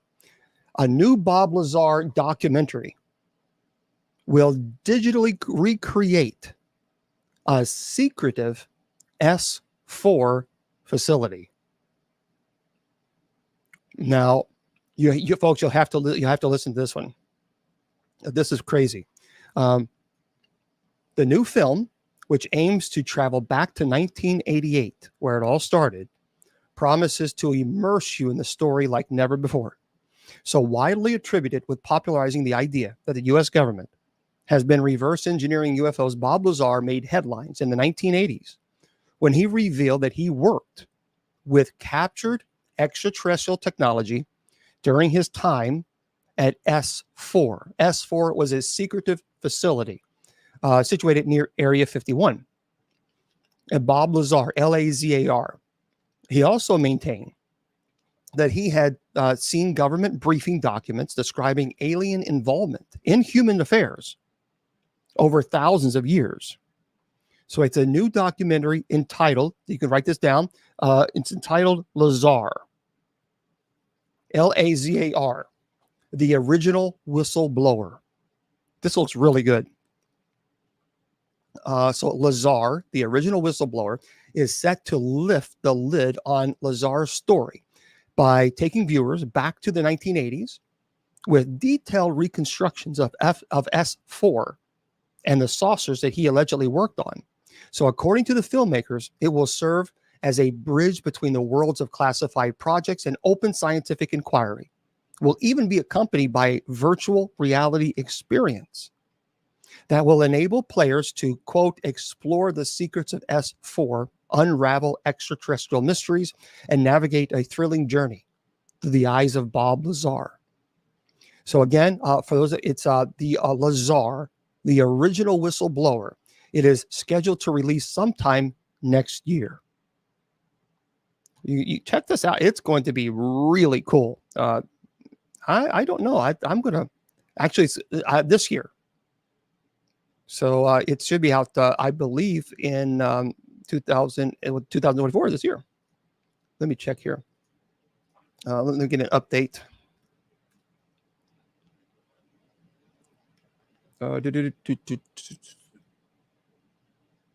Let's see.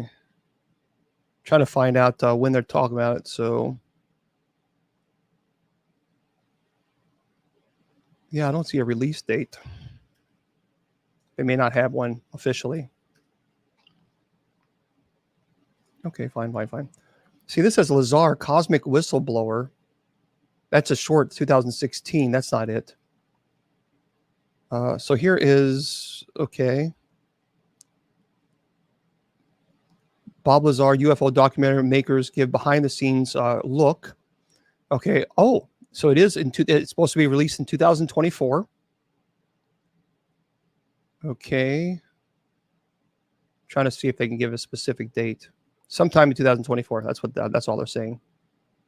So Bob Lazar, he's, I mean, he knows. I mean, he worked there. So yeah, crazy, isn't it?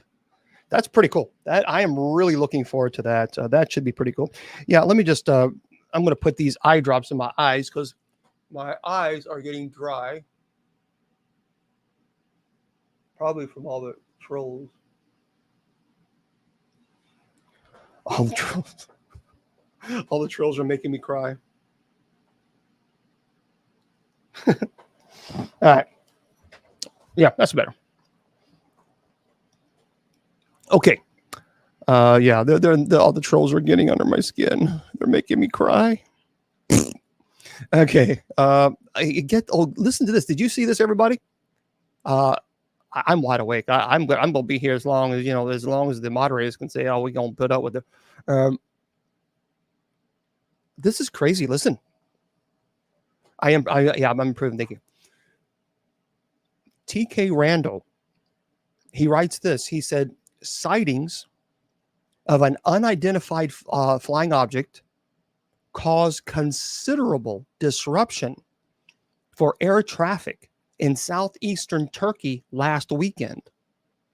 According to reports, the incident occurred when the radar of a passenger aircraft picked up an unidentified flying object at an altitude of 9,000 feet over Turkey. Air traffic control, which had been also independently verified the existence of the unknown object, quickly moved to redirect flights to airports. Certain different airports besides the one in Turkey. So in total, more than 18 flights were delayed. Several others were canceled. Exactly what the object could have been, however, still remains something of a mystery. 18, can you imagine? That is crazy. That is nuts. All right. Again, you here for people keep asking about my faith. I have said it a million times. USOCC.org, USOCC.org, USOCC.org. I mean, it's posted. I don't make it. Well, thank you. Oh, thank you there, Diana. Thank you. USOCC.org. So let me make this very clear. For people say, well, you're not really Catholic. Okay, then you need to go to God and you need to call him a liar, because this is what God called me to serve in this ministry, not you. That's number one. Number two, I studied for the Roman Catholic priesthood. I had my life all planned out, was going to be a Roman Catholic priest, study for 6 years, received my minor orders, and then God, through prayer, tell me, James, I need you to look over here. That was not in my plan. That was not in the game book. That was not what I wanted. But God said, you need to come over here. This is where I need you to be. And I said yes to God. So for those of you who have an issue with the fact that I belong to the United States Old Catholic Church, I'm sorry, go talk to your therapist. I'm not in session. And secondly, you can go talk to God, because God is the one who called me to serve in this ministry, and I don't answer to you. I answer to God. So get off the cross, let Jesus have a try, and realize that I am following the ministry in which God has called me to do. If you have a problem with that, take it up to the big fella, because again, I'm not in session. Felicia. Okay. There. I mean, seriously. I don't like it. I don't care. All right. I'm supposed to say period. You're supposed to say period after that. I forgot. You're supposed to say period. So period. Okay. Yeah. So I'm just looking at a couple other things here.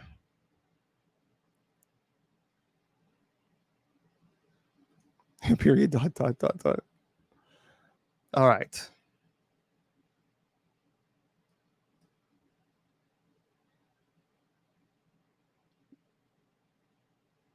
Yeah, the Miami. Yeah, that Miami was the mall, I believe it was. Yeah. I believe that mall. That was crazy. That was definitely crazy. I did see the video. Here I heard the theory. Someone John Smith is asking about. Well, thank you, Ashley.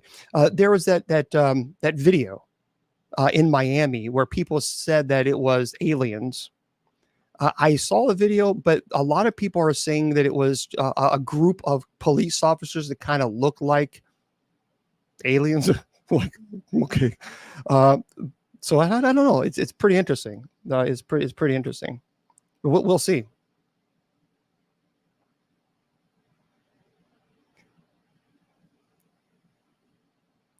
I don't know. See, I don't. I pray for them. Yeah, as far as spirits, transferring over. So,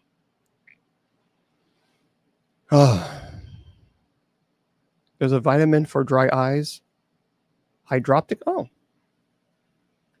I'll have to check that out then.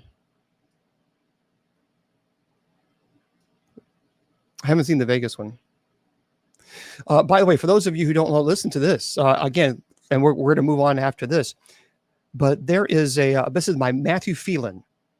He's a he's a senior science reporter. Top secret UFO meeting in Congress to reveal classified details of illegal crash retrieval program, and U.S. intelligence insider tells the website what they believe will really happen behind closed doors. So top spy watchdog Thomas Monham, the U.S. Intelligence Community Inspector General, is slated to brief the House Oversight Committee on UFOs this week. Well, he did actually. The member-only UFO briefing will reportedly require top secret clearances. But a source familiar with the operations says that I would be very shocked if they hear the same things the Intel committee heard. So Congress has been promised fresh details this week. What just recently happened on last year's shocking allegations of an illegal UFO crash retrieval and reverse engineering program. The charges made by former high-ranking U.S. intelligence official David Grush accused both the U.S. military and its defense contractors of stonewalling on evidence of crashed UFOs, recovered beings, and even UFO-related deaths.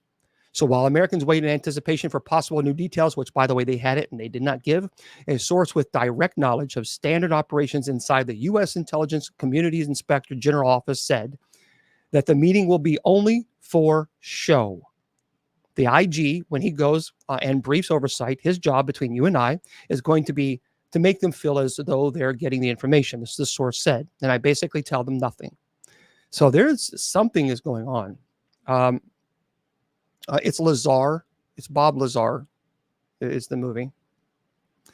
I'm telling you, there's something crazy happening with all these UFOs and crash sites. Something's happening. I don't know. I don't know what it is, but yeah, there's definitely something going on there. Okay. Listen to some of these stories. Underground Utah facility. Yeah. Here are some stories that this is from the Travel Channel, where people have said that this actually happened to them. And this is by Beth Braden. So the Travel Channel asked people to submit some of their stories of their experiences with ghost. And no, priests are not the only ones. There are other denominations. It says here, I was camping with my husband and his family at a small remote lake in New Mexico. There were about 10 people in our group and another group of 6 people in the next campsite. It was nighttime and both groups were doing typical activities, making s'mores, having a few drinks, telling stories, when we all heard what sounded like a little girl yelling out for help. And neither group had children with them. But we were all positive we were hearing a little girl and decided to search the area we heard the noises from together. And there was a field behind our campsite. And we all saw a very tall, pure white figure standing maybe 100 feet away from us in the field, making the noises. We all agreed this thing looked maybe 6 feet tall, skinny, white as can be. And we made our way closer to investigate, but whatever it was that saw started backing off as we got closer. And then it disappeared into the trees. And all night they said they continued to hear the little girl calling for help as we tried to sleep. Now that is cray-cray. Yeah, I'm telling you what, that is crazy. All right, I appreciate that. No, I've already answered that, Ghost. Priests are not the only ones, because there's other clergy members in other denominations. And keep in mind, only moderators are allowed to pin. So that's only because we do that, because people kept pinning, and it was causing the chat to lag. But there's other denominations, Ken. I don't know. I wasn't. Could it have been a skinwalker? Certainly, but it's interesting. Listen to this. And this is another story that I wanted to share with you. It says, I'm a psychiatric nurse. And early in my career, I worked at a residential mental health facility. And one of our residents was an elective mute, which means that he didn't, wouldn't, or couldn't talk, but there were no medical reasons as to why. He had spoken earlier in his life and, in fact, seemed quite normal back then, with the exception of being close to 7 feet tall. He'd been raised in the Deep South and joined the military when he was 19, but one night he vanished. He was declared AWOL, and eventually he was declared missing and even unalived. And 10 years later, a 7-foot tall man walked into a VA hospital emergency room in part of the Midwest and said to the receptionist, my name is Marion Ducheny, not the real name, and I've been dead for 10 years. And those were the last words he ever spoke. He was covered with dust, and he was wearing the same clothes he had been reported to be wearing the night he vanished. His social security number had not been used. He had no identification on this person. However, they were able to identify him, I guess with fingerprints, they said. The family was notified, but they said that they had already grieved their lost man and that whomever was claiming to be him simply could not be. And they demanded not to be contacted again. So Marion, this person, paced all day, every day. moving his mouth that looked like talking or muttering, but no sound came out. He had an unnerving habit of throwing his head back with his mouth wide open, as if he were laughing heartily, but not even a breath could be heard. If I talked to him, the nurse said, he appeared to listen, periodically throwing his head back in the laughter mimicking way. Various medications were tried, but they did not affect him, either positively or negatively. Occupational therapy did nothing because Marion would just grin, and unless told to stay put, he'd get up and start pacing again.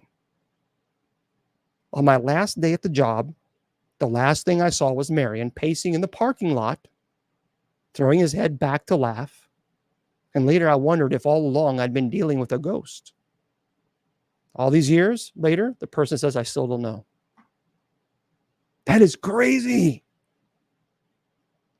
So again, these are true stories that people have submitted to the Travel Channel, and yeah, that is crazy. Yeah, I haven't seen that, Billy. Listen to this story. It says I was driving across country with my mom and sister when I was 16, and my sister was 20. It was late, but we were well rested, still and alert. We were driving along an interstate and needed gas and a bathroom break. So we stopped at the only rest stop in 200 miles.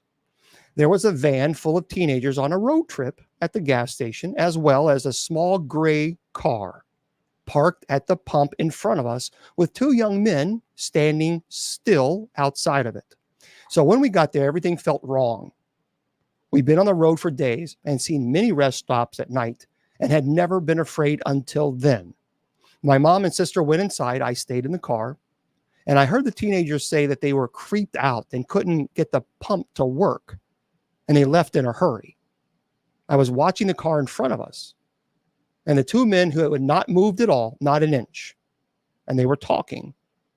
They weren't on phones. They were just standing there, still as stone. My sister and mom came running back out to the car, and when they got in, the two men slowly turned to look at us while not moving or pivoting the rest of their bodies. And the person says, I swear we all saw the same thing. They had dark eyes as pitch black, empty, truly empty, nothing, not reflecting any light, just a void. It says we sped out of there and didn't stop until we were in the next city. And the worst thing about the entire experience, we couldn't find the place on any map where we just were. We knew exactly which spot on the interstate to look, but we couldn't find it on Google Maps or any paper map that we had. We even asked locals about the creepy gas station out on the stretch of the road and got confused looks. It says we've traveled on the interstate since, and there is no rest stop where we were.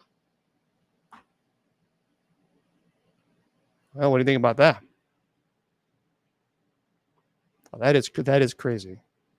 That is absolutely. I have not met a doppelganger. I've already. I don't know anything about. I have not met a doppelganger. So isn't that nuts? Yeah, these are crazy. I think. Look, the thing is, some of these. I talked to so many people throughout the years who absolutely have experienced these paranormal activities that it really changed their life. And they were absolutely 100% convinced that this stuff exists. And you weren't going to tell them otherwise. So what this was, we just simply don't know. Yeah, it doesn't mention the state. So this is crazy. Here's another one. We were driving for my friend's really old beat up Subaru through a massive graveyard. And we stopped and walked down a hill and came across a little pond. And there was someone sitting on a rock on the other side of the pond. The figure was all black. We couldn't make out any features other than the fact that it looked like a man who was wearing some old style top hat. We stupidly waved and shouted, "Hi." He didn't show any acknowledgement, continued sitting still on the rock. And then all of a sudden he jumped to his feet, started running to us on the water, and vanished in thin air about halfway through the pond. My friends and I screamed and ran back to the car. The car wouldn't start. And we heard something banging on the back of the car. It wasn't a constant bang, but every few seconds or so we'd hear it. And nobody was outside from what we could see in the dark, but something was making a noise on the car. I opened my phone, started dialing my mom to come give us a boost, but I had no service. None of us had any cell service. And the next 30 minutes we spent trying to get her car started. No banging was heard afterwards, but we felt this heavy pressure around us. And finally, the car started. She hit the pedal to the metal. We sped out of the graveyard so fast, and immediately crossing the gates, all of our phones regained cell service. And one thing I know for certain is that someone or something was out there, and it was not an animal or a human. Yeah, I've talked about Freemasons a million times. I have people who are Freemasons, and they're not atheists. So they spend their time serving food to the poor. Isn't that crazy? Now, this I have heard before. I have heard cases like this. Now, could this have been residual haunting? Yeah.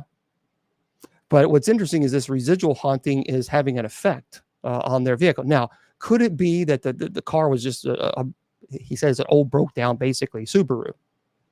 Could it be just the car was having issues? Sure. But it is quite interesting that this thing comes towards them, and now they have no cell service, and they hear crazy things in the back of their car. That's nuts. That is nuts. Here's another story that I want to.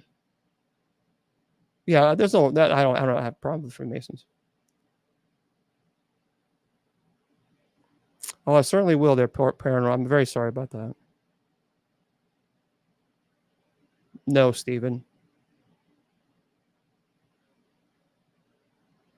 Okay.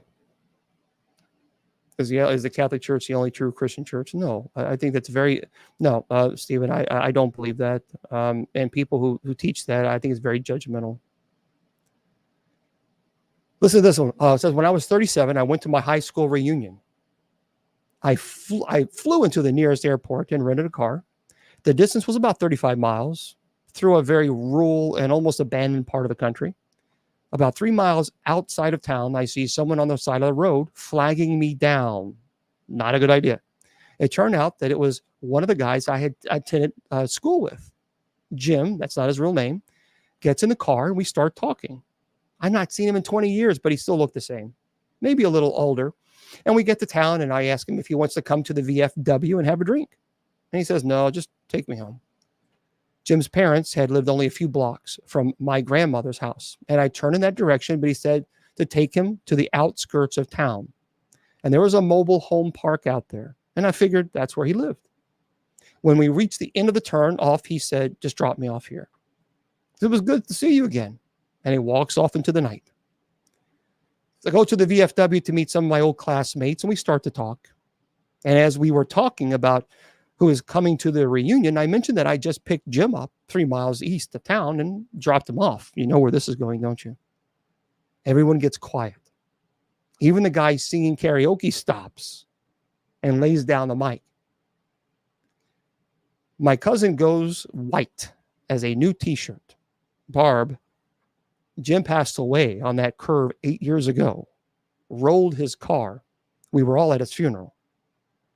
I was told, and then I started to feel really dizzy. And I went out to the car to take some deep breaths. And there on the seat is the local newspaper printed 8 years previous containing Jim's obituary.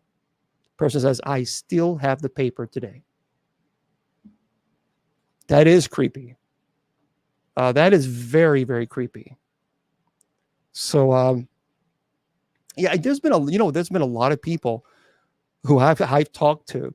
There's been a lot of urban legends as well that they'll go down the street and they will pick up this woman. She's wearing all white, and she will ask, to take her down the road, and then she'll just disappear. And there's also another urban legend, even in the Amish community, that there was a woman that was ostracized from the community because, allegedly she did sinful things. And that she was buried outside of the cemetery that you're supposed to be buried if you're in with the community. And but she'll get in your car and she'll ask if you've seen her Bibel, and that's old German for Bible. And if you say yes, then she attacks you, and you're not supposed to say anything. And then eventually she just disappears. So that is a crazy. I've talked to people who allegedly have seen this, and we'll see. You know, I don't know. No. This didn't happen to me. This actually was reported. People have sent this into Travel Channel, because Travel Channel was asking people to submit their stories, and people have submitted their experiences. So this person says this. Yeah, you're not supposed to stop. Isn't that true? This person says, as we moved into our home, we were told a woman had passed away there at the hands of her abusive husband. She hated men. My dad would wake up with scratches all over himself. And whenever my brother was mean to my sister or I, he would have scratches on him as well. And one day my brother hurt our sister. He hit her with something. And when he woke up later that night, he had a horrible bloody nose. And the day we moved out, my brother accidentally broke his twin's arm trying out a wrestling move. He swears that he would have died that night if it wasn't for our last night in the house. Now, let me just say this. There's a lot of people who have scratches at night, and then they wake up, and then they immediately think it's all demon. Well, there's a term called dermatographia, and that's actually that can happen, especially can happen in your sleep, but also it can happen even when you're not in your sleep, and you'll have these scratches, and people immediately think it's all demons, and it's not.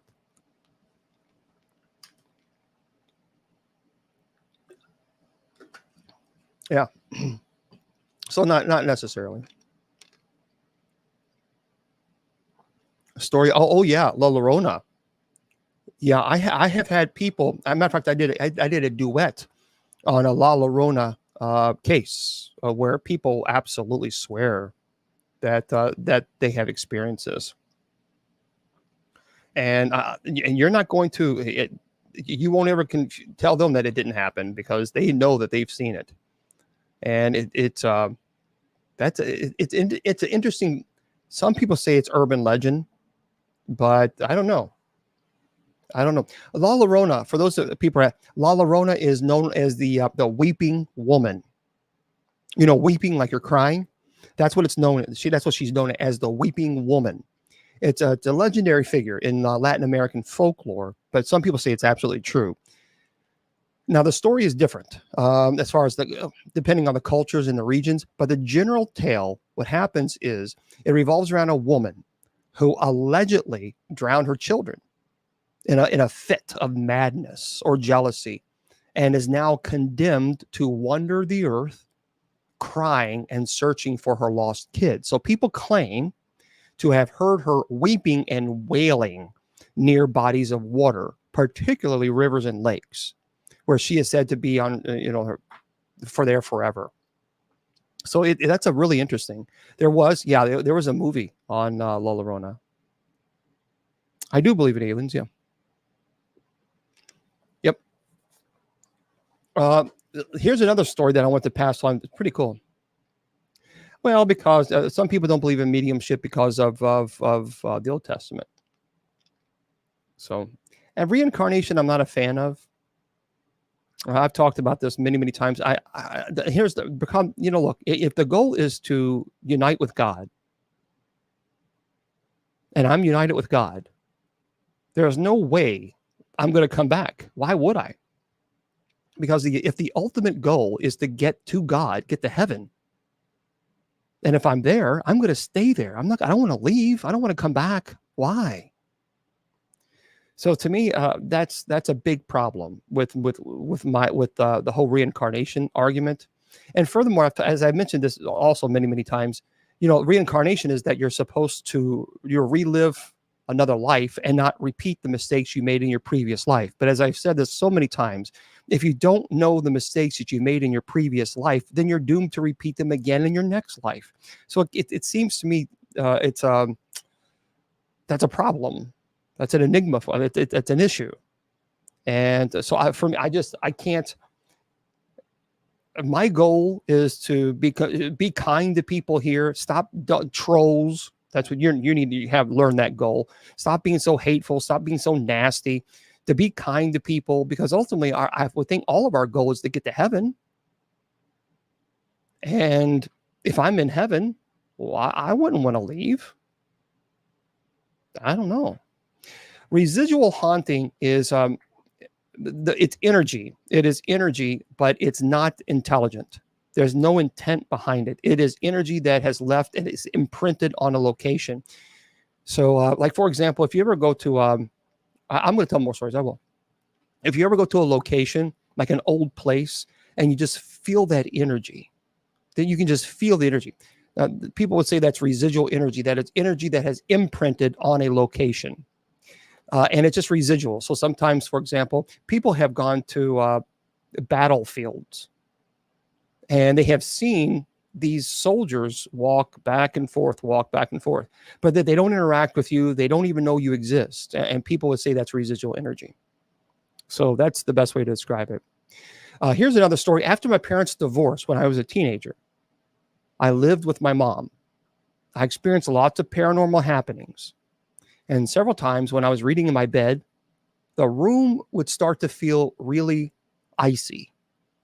And next, it would feel as if somebody or something that hated me was staring right at me. And when I got that feeling, I would leave the room and I'd come back an hour later. Sometimes during the day, I would see a shadow figure sneaking along my bedroom walls. Something in the apartment was pretending to even be my dog. I went into my room and I heard a deep growl from under the bed. My dog wasn't capable of making that a noise that deep. It sounded like either a really big dog or a man doing his best deep dog impersonation. Other times, my small little dog would whimper and pace in the room next to mine, but wouldn't come in when called, as if he was afraid of something in the hallway. And then when I moved in with my father, the paranormal activity stopped. It sounds like to me, the mama might have been doing something that she shouldn't have been doing. Maybe she was doing some black magic or doing things cray. I don't know. Now, also, it doesn't necessarily mean the mom might have been doing something crazy, but perhaps maybe this house had a pre-existing haunting and they moved into this home and they could have activity. So it's not always people immediately say, well, that's the mom must have been doing something. Well, not necessarily. This is a little crazy. I read this one. I thought, so let me share this one with you. Shortly after college, I got married. I didn't get married. I'm reading a story. I'm not married. I'm celibate. So anyway, shortly after college, I got married and we immediately moved into our basement apartment because that's all that was available within our budget. This place had a poltergeist. My wife was terrified. Whatever resided there with us made it clear that it wanted to live alone. Dishes, glasses, and other items would fly off the shelf. My wife was hit several times. That doesn't sound like poltergeist. There's intent behind that. There was always an ominous feeling like we were being watched. And at night, when we walked through the apartment in the dark, there would be insanely bright flashes of light that would illuminate the entire room. One night, while we were going to bed, as soon as my wife and I walked into the bedroom, we heard a voice from nowhere say his name, move. My wife looked at me, and I looked at her, and I said loudly, "You've got it, bud." We moved out 2 days later and stayed with family. And the old lady who owned the place passed away a few months later, and the house was torn down. It is still an empty lot to this day, nothing but grass and a tree. And he said, I drive by it now and again.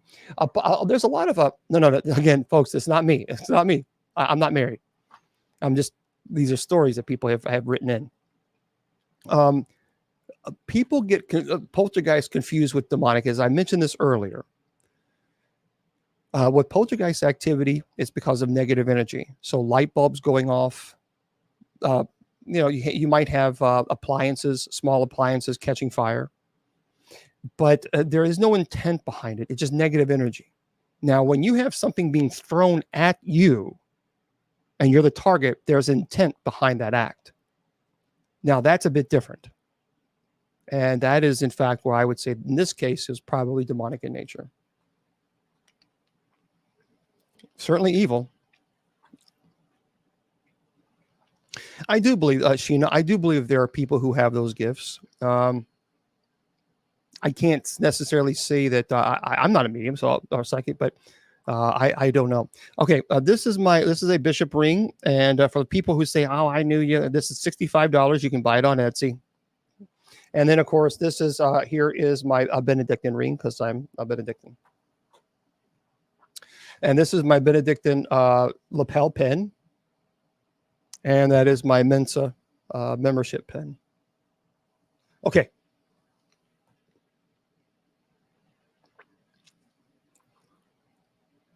Catherine says, I once saw a ghost little boy in a doorway of a cinema. At first, I thought he was a real little boy, but he disappeared. So I asked my support worker to swap seats. Wow. Listen to this story. This is crazy as well. It says, my dad used to work as a corrections officer at a rural prison. He drove the perimeter of the property for his entire shift, where he would check empty buildings for runaway inmates. It was generally a boring job. One night, my dad was parked on a hill reading a magazine when he started to feel a thumping in his body.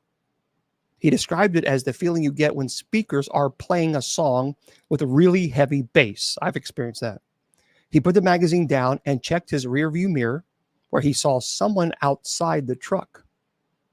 He grabbed his pistol, jumped out of the truck with his weapon drawn. Outside the truck, he realized it was a procession of Native Americans walking through the truck, directly through his seat, only to disappear at the exact spot that he was sitting. He said it was clear that they were ghosts because many of them appeared injured. And this went on for a few seconds, and then the whole procession disappeared. He called the other perimeter guy on his walkie to try to explain, and the other guy almost immediately stopped communicating. Turns out that the other guy had seen this happen before, but didn't believe in ghosts, so he wouldn't talk about it. Isn't that interesting? I don't know. That's pretty cool. That's pretty cool. USOCC.org. Okay, here's a story as well. I worked as a forensic nurse in a hospital's lockup unit. Listen to this one, guys. So I worked as a forensic nurse in a hospital lockup unit. We had one older lady who swore she was being haunted and abused by a demon that she called Tiberius. So many crazy things happened while she was on the unit. We'd go into the room, do normal care, leave. Seconds later, she started screaming bloody murder. We run into her room to find her looking like she had been in a fight with a boxing champ. Bloody lip, black eye, markings all over her body. No one ever saw her doing this stuff to herself. Things would get moved around the room by themselves. At one point, she was in protective restraints because the doctor thought that she was hurting herself. There was no way that she could have moved or done anything to herself while in these restraints. But new marks would always appear on her tray or cart. Would it be thrown across the room? She would have black eyes when she was being restrained. The room was secure, so there was no way someone else was doing this. And when we asked her questions, she'd just say, "It is Tiberius." And after she was discharged, says we always had trouble with that room. If there was going to be a rapid response or code, it happened in that room. And one night, a guard reported lights blinking on and off. And of course, it was that room. Man, that's a little nuts. That's a little nuts.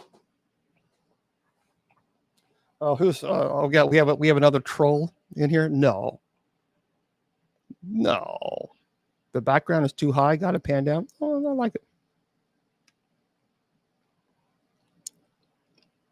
Yeah, I have talked to people who have seen doppelgangers, and they are absolutely convinced that they exist. I've never, it's one of my favorites. I've never seen it, so I've never seen one, but Yeah, I've never seen one, but that is crazy. That is good. Purgatory? Yeah, what about purgatory?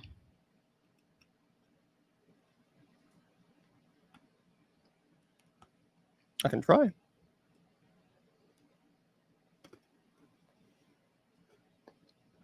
To be fair, I have been here since 8 o'clock answering questions too. So,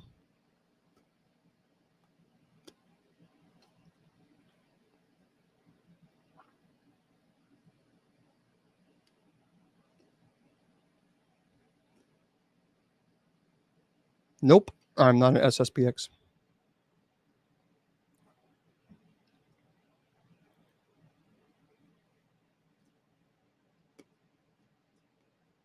Oh, you're very welcome.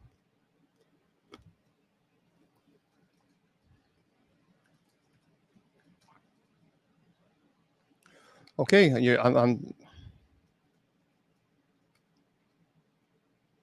what's the most unbelievable thing you witnessed? People being so hateful online.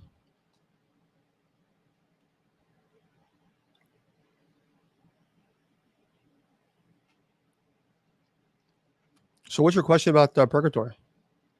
Oh yeah, yeah, Valerie. It is a calling to be an exorcist. Yeah, not all clergy are called to serve as to be an exorcist, and I understand that. Yeah, Catherine.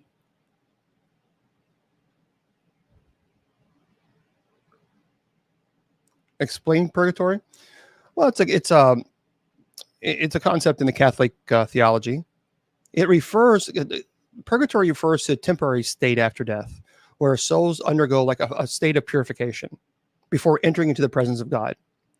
So in the Catholic belief, it's believed now not and not all Catholics believe in purgatory, but it's believed that some individuals who die in the state of grace, meaning that they are in a loving relationship with God, but are not yet completely free from the consequences of their sins, may need to undergo this purification process in order to attain the holiness required to enter heaven. So Catholics believe in purgatory, some Catholics, not all, primarily based on their interpretation of certain biblical passages, like in 1 Corinthians chapter 3, verse 15. So 1 Corinthians chapter 3, verse 15, it speaks of individuals being saved through fire. And then Matthew chapter 5, verse 25 through 26.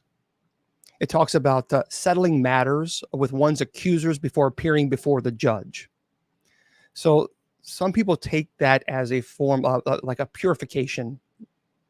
That's the whole point. It's not the purpose to. It's not for to cause suffering or punishment, but rather to cleanse and purify the soul before you unite with God.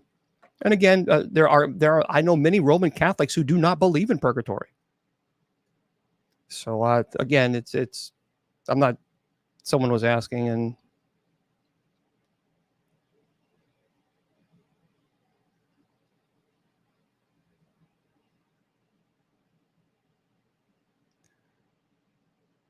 we don't. Well, we don't really know exactly how many exorcists because it really just depends. Because there's other denominations besides the Catholic denomination where there are other people that serve as exorcists. So it's not just it's not just in the Catholic faith where people serve as exorcists. So but they certainly can.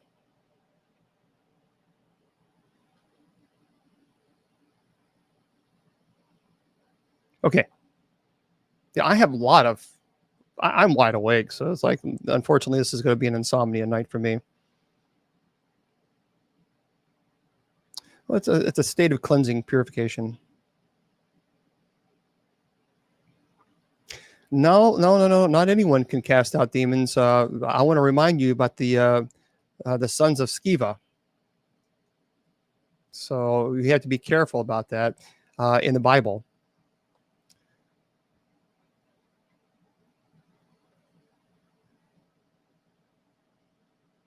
Yeah, Acts chapter 19, verse 11 through 20. So there was the sons of Sceva encountered a man possessed by an evil spirit. They attempted to expel this demon, and they were using the name the Christ, and they even Paul, and yeah, it's the sons of Sceva. It's found in Acts chapter 19, verse 11 through 20. So that's what they were doing. They were Jewish exorcists. And so they took it upon themselves to cast out spirits in the name of Jesus, using the same formula that Paul used when performing miracles. So one day, these sons of Sceva, they encountered the man that was possessed, and they were using, "I adjure you by the name of Jesus, whom Paul proclaims," and they were invoking Jesus' name. And the demon said, "Jesus I know, and Paul I recognize, but who are you?"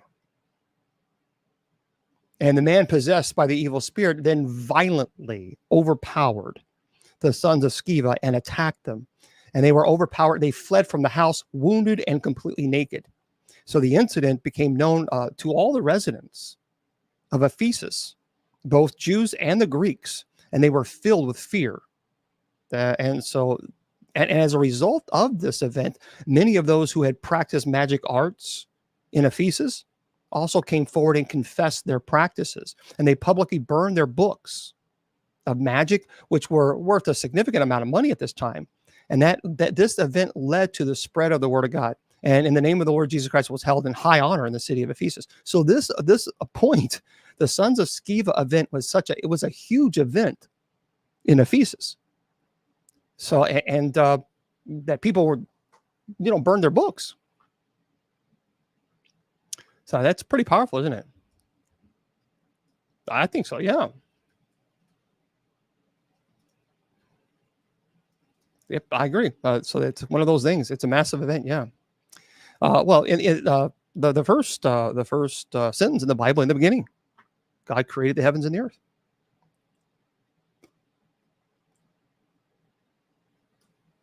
I do believe that heaven exists outside of time and space, and so does hell. So I do believe that we go to heaven, and those people who choose to reject to spend eternity with God, then they have a place to go as well.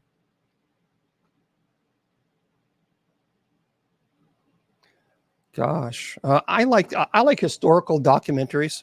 I'm a huge history nerd, so anything being historical, that's I really enjoy, especially The Darkest Hour. Have you seen that movie? Brilliant movie, brilliant movie. One of the best movies ever made of Winston Churchill. Really great movie called Darkest Hour. Also, The Others. The Others is probably one of my all-time favorite movies as well. Oh, good. You have Guardian. Yeah, good, Sheena. Yeah. It's yeah. I'm not logging off right now. Tomorrow, by the way, I am going to be here tomorrow at 8 p.m. Eastern Standard Time. So I have not seen John Adams, but I saw that, Bill. I saw the trailer just the other day. It's interesting you said that, because I saw the trailer. He apparently did a great job. It says, "Have you seen John Adams with Paul Giamatti?" I have not. I've not seen it, but I did see the trailer, and I was impressed. I was impressed with the trailer. But I love historical. I really love historical movies that are even political historical movies. That's pretty interesting. I'm gonna have to check that. I'm gonna have to watch that. I'm gonna have to watch it. Do you wish you could ever marry? I can. With the United States Old Catholic Church, we are allowed to get married. Our clergy can be married. I have taken the vow of celibacy. So it's not a requirement. So with the church, the community that I belong to, celibacy is an option. And so for me, I'm called to live a celibate life. And so there we go. Yeah, Gladiator is a phenomenal movie as well. There's several other movies. Let me share. Hold on. Let me see if I can find a couple movies that I really like that I want to share. Oh, I love nonfiction. I love reading. Period. I'm kind of like but I'm more of a when I read, I like philosophy and theology. That's what I primarily read. Okay. First Man is a phenomenal movie. Nixon was a great movie as well. The Kingdom of Heaven, absolutely amazing. Harriet was just phenomenal. I mean, that was Harriet Tubman. The Master was really a great movie. Just kind of going through some of the movies that I've seen that I really enjoyed. I got to tell you, for those of you who like vampire movies, the old vampires, not Twilight. No, we have it's in English. The Last Voyage of the Demeter. That was actually a really good one. That was a really good movie. So if you're interested in watching it, it's The Last Voyage of the Demeter. That's a really good movie. The Mothman Prophecies was interesting. So Get Out was that was a crazy movie. That really was that I really, really liked the movie Get Out. That was very interesting. W. The actor who played George W. Bush, he did a great. Josh Brolin did a phenomenal job. Also, Dahmer. There's a movie called My Friend Dahmer. Bram Stoker's Dracula. Yeah, that's not bad. I'm just kind of going through the Westworld was interesting. I really enjoyed the concept of season 1 on Westworld, but again, it kind of got a little dirty. It's like, Tombstone, of course, is a classic. Now, I tell you what, it's a really great movie. 13 Days. Folks, 13 Days was a great movie. It's President John F. Kennedy and his top advisors grapple with the threat of nuclear war during the Cuban Missile Crisis. That was a phenomenal movie. So if you have not seen that, 13 Days, do yourself a movie and do yourself a favor and watch it. That was one of, I think, the best. Okay, kind of going through here. If there's anything else, of course, I like the Malcolm X. I think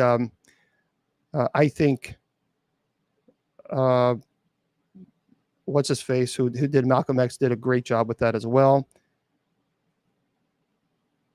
Okay, Selma, phenomenal. Selma was a great movie. Now, as far as demonology, Nefarious was wonderful. Nefarious was probably one of the closest movies you're going to get to going into the psychological aspects of possession. Can I ask about Saint Christopher? Yeah, well, Saint Christopher is the patron saint. A lot of people call upon Saint Christopher when they're traveling. Saint Raphael is he really is. We pray to Saint Raphael all the time. This was for night prayer. So Saint Raphael would be a good saint to invoke. Nefarious is phenomenal. That really is a good movie.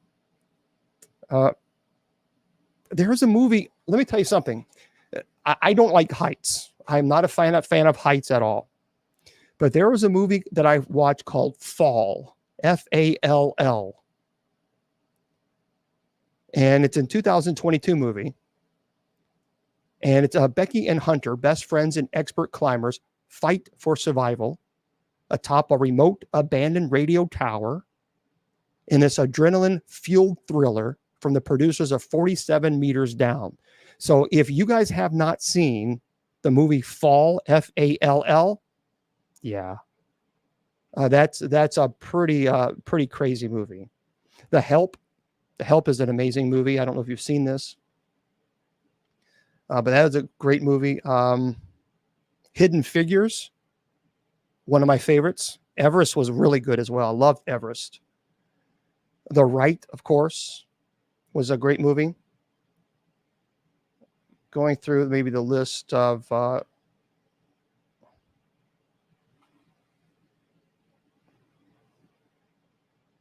Into the Wild. Into the Wild wasn't really it's kind of it really is a sad movie. It's not really it's kind of a sad movie. It's kind of slow at times. Now, there's a great movie called Back Country. Now, listen to me. If going camping and the possibility of a bear coming up and saying, "Oh, how you doing?" If that scares you, then this movie is going to scare the heck out of you. This is loosely based on a true story. It's called Back Country. 2015. An urban couple go camping in the woods and find themselves lost in the territory of a predatory black bear. Yeah, that's a really, really intense movie. At least I thought it was. The Crazies. The Crazies is a good movie. The Descent. Black Death is a good movie as well. I'm kind of going through these. Frozen. Not the movie you're thinking, but this movie came out in 2010, and a lot of people don't know about it. But this was a crazy movie where three friends get stuck, and it's very cold, and you might have to check that out. But that's Hilary Swank. This movie was a pretty powerful movie called Boys Don't Cry. That was it's based on a true story, and it's called Boys Don't Cry with Hilary Swank. That was pretty powerful. Also, Monster. Monster. That was a crazy movie. Crazy movie. Charlize Theron, I believe, it was the actress, and it was based on a serial killer. And that was really intense. What Dreams May Come, very good movie. 12 Years a Slave. Absolutely powerful. Very, very powerful. Valkyrie was a great movie as well, based on a true story with Tom Cruise. Valkyrie is based on a true story. Hacksaw Ridge. Also very, very good. I'm just kind of going through these. And LBJ, that was a good I got to tell you something. It says, in the immediate aftermath of the Kennedy assassination, Lyndon Johnson faces off against enemies from within his own party and his own White House as he frantically struggles to secure the legitimacy of his presidency before it slips through his fingers. Now, I will tell you this. A lot of people may not think that Woody Harrelson is a great actor. I'm going to tell you, he did an amazing job. Amazing job portraying LBJ. If you have not seen LBJ, yeah, and of course, Apollo 13, phenomenal. Also, The Aviator. The Aviator is an amazing movie. Really, really good movie. Kind of going through. If you've not seen Marrowbone is 2018 movie. And I don't want to give too much away. I don't want to give too much. Watch Marrowbone. If you like movies that have a twist at the end, I mean, a real I didn't expect that. Marrowbone will throw you off.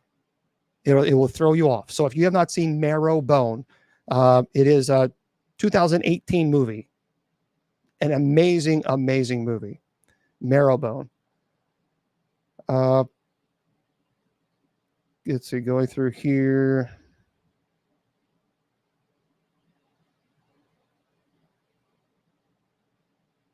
I like The Terror season 1. By the way, if you have not seen this is actually based on a true story. I did not know that, but I did some research on this. This is crazy. So it's called The Terror, Terror, season 1. Don't get the season 2. It's a haunting, suspenseful, and based on a true events. The Terror is the story of a perilous Arctic voyage. That was amazing. It's called The Terror. Season 1, based on a true story. I will tell you this. Well, I don't want to tell you too much, but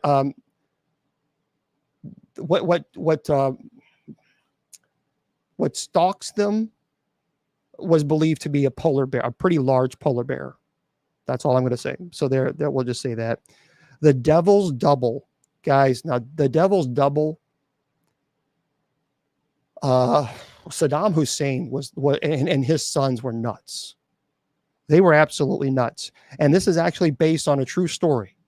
And this is a rough movie, so I'm letting you guys know now. It's a rough movie. It's called The Devil's Double. This is a shocking true story of a common man whose life is turned upside down when he is forced to become the body double of the feared Black Prince.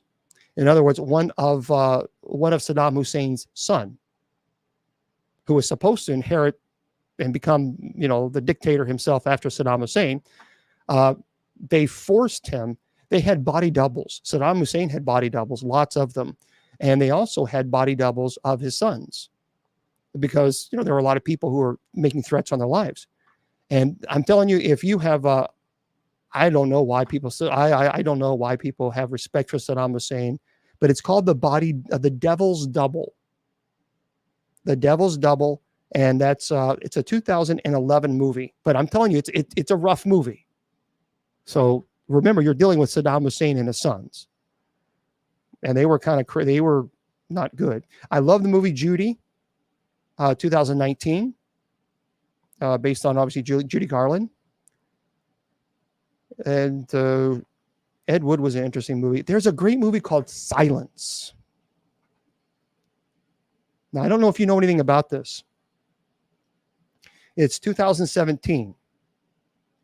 Two Christian missionaries who faced the ultimate test of faith traveled to Japan in search of their missing mentor during a time when Christianity was outlawed and their presence forbidden.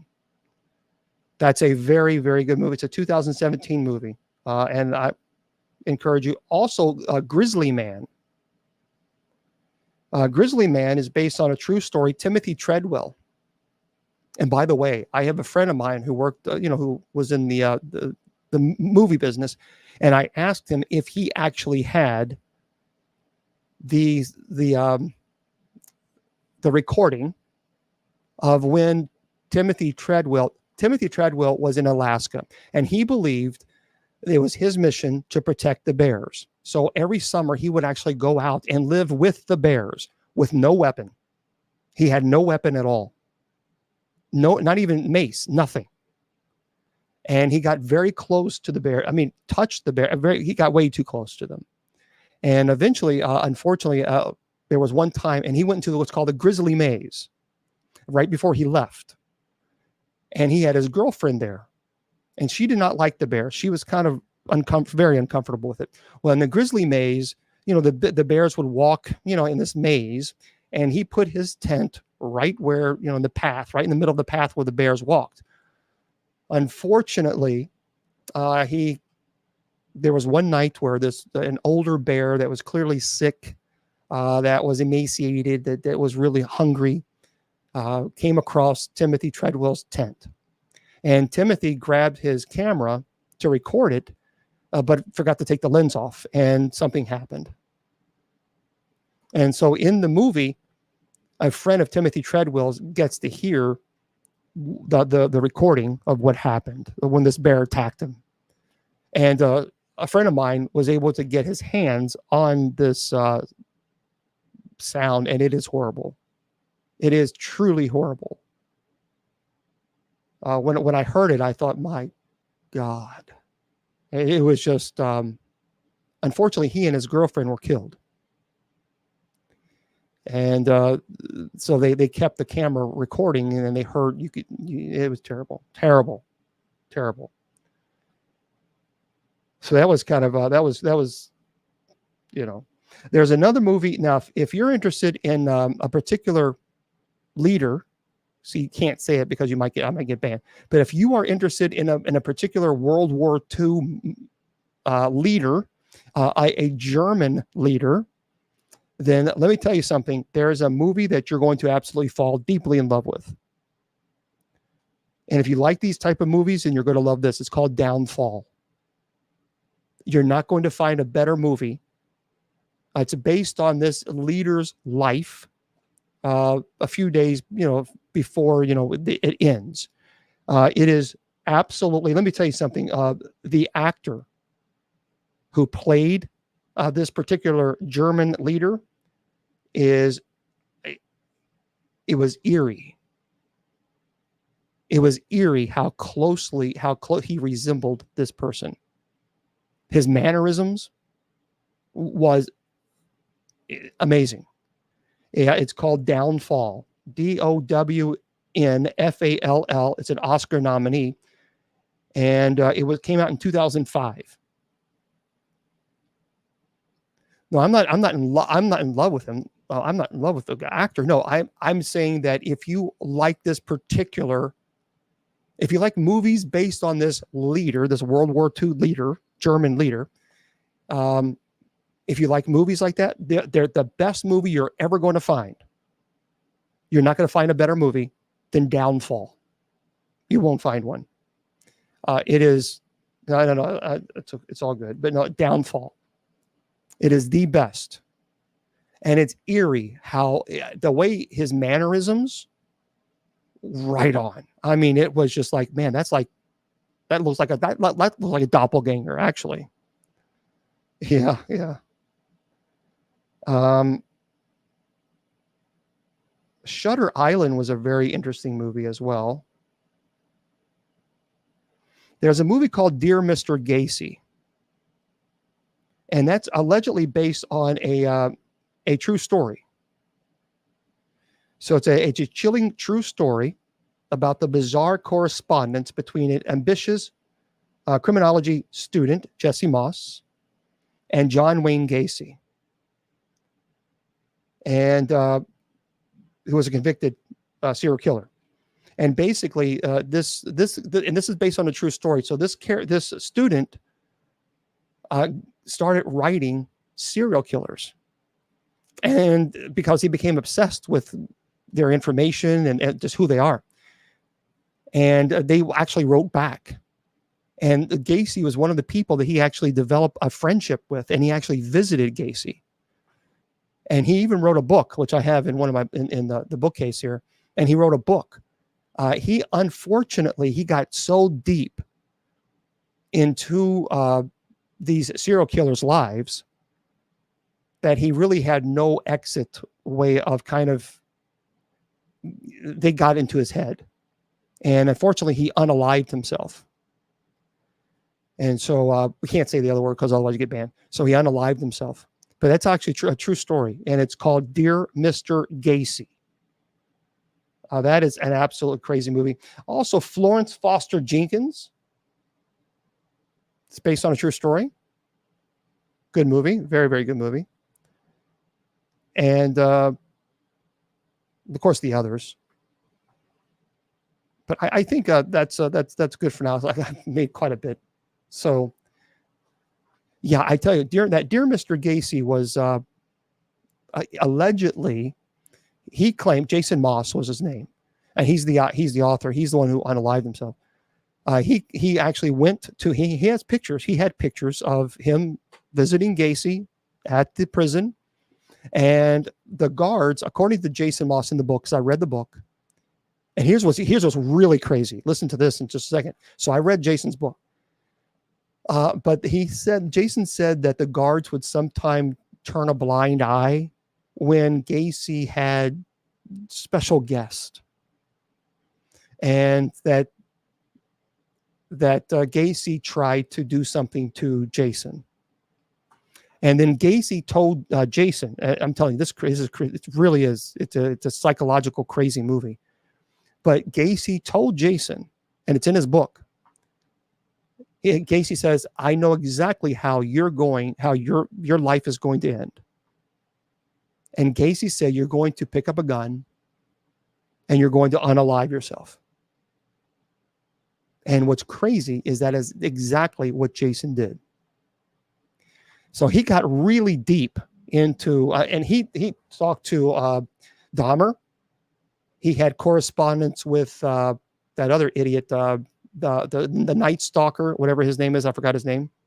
He did. Yeah, he did. He did assault him. Yeah. He got really deep in with the Night Stalker. Several other people. It was he was really sad. Yeah, Richard Ramirez. And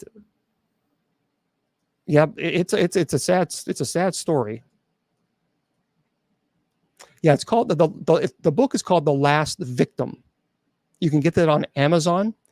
It's called The Last Victim, and it's by Jason Moss, Moss. And he unalived himself in 2006. And but the film is based on his life, called Dear Mr. Gacy. So yeah, it's terrible. Oh, I just kind of went through them. If what you can do is go on my YouTube or my Facebook, and it's going to be there, so you can kind of rewatch it. Then I do believe in people have the ability of healing. Yeah. Well, yeah. So someone was asking about self-defense and how it's evil. Topics of self-defense and war in regards to salvation. Well, MP40, that's a good question. There is actually a term, and that term is called the principle of double effect. Yeah, it's the big $25 football word. But the principle of double effect states that there are certain situations where you are allowed to do an evil act. So that sometimes, obviously, that evil acts would be considered acceptable, but you have to look at the intent behind the act itself. So the principle of double effect is what it's called. Yeah, so someone is asking, no, yoga is not evil. So you want to know? You want to know about the principle of double effect? Well, I don't want to throw your. I don't want to. It's getting late, so we're going to be wrapping up soon. But I don't want to. Okay, all right, okay. Someone's asking me on Messenger. Okay, so here's the principle of double effect. So here's what it is. There are 4 rules in the principle of double effect that justifies an evil act. But these 4 rules must be in place. Okay. The first rule is this, and I'll give you an example. The first rule, the first check mark you must have, the act done is either good or indifferent. Okay, that's rule number 1. Rule number 2, the good effect is not the direct result of the evil done. And I'll explain this in a minute. The good effect is not the direct result of the evil done. The third rule, the evil is tolerated but not desired. And then the fourth rule that you must follow to have in order to justify an evil act, the foreseen good is greater than the foreseen evil. So let me break this down. Okay, and this is what I learned this in when I was at Loyola University in philosophy and ethics, and I still have the notes. But I also remember, I know it because I teach it. So the first rule, I said the act done is either good or indifferent. So here's an example. So you can say, yep, someone attacks you and you stop the attack by hitting them back. Okay, that act done is either good or indifferent. So it is good that you defend yourself. So therefore, if someone comes after you to hurt you and you then stop the attack by hitting them, even though, so let's go number 1, the act done is either good or indifferent. It is good to defend yourself. Check mark. The second rule you must follow, the good effect is not the direct result of the evil done. What does that mean? So you hitting the person was not the cause of the attacker starting to attack you. You see, so you didn't cause the person, you didn't call them, hey, you dirty, rotten, low-life, egg-sucking dog. You didn't call them a name. You didn't make fun of them. They just came up and started attacking you. So you hitting the person was not the cause of the attacker starting to attack you. So the good effect, which is defending yourself, is not the direct result of the evil done. The evil done was that person coming to attack you. So, yep, check mark number 2. Number 3, the evil is tolerated, but is not desired. So what does that mean? You hitting other people is not something you desire, but it is tolerated in this instance because it is good that you defend yourself. So number 3 is checked. And then finally, number 4, the foreseen good is greater than the foreseen evil. It is better to defend yourself instead of allowing someone to attack you. So it's all about the intent. You didn't cause it. You weren't the reason. You didn't call this person a name. You didn't hurt this person. You didn't steal from this person. This person just came up and wanted to attack you. So you defended yourself by hitting them back. Can you justify that evil act? Yes. Using the principle of double effect. Okay? So there we go. Hopefully that helps. Oh, I love philosophy too.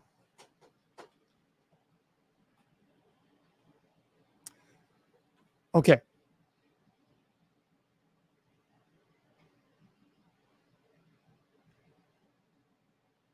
Well, see, yeah, someone's asking a question about what about is there any way that you could, in philosophy, that you could use a philosophical word or ethical word to break the law? Okay, first of all, I'm not advocating for breaking the law. It's number 1. But in ethics, there is a term called epikeia. It's Greek, so it's called epikeia. Now, here's what that means. It's a Greek term. It means a benign interpretation of the lawgiver.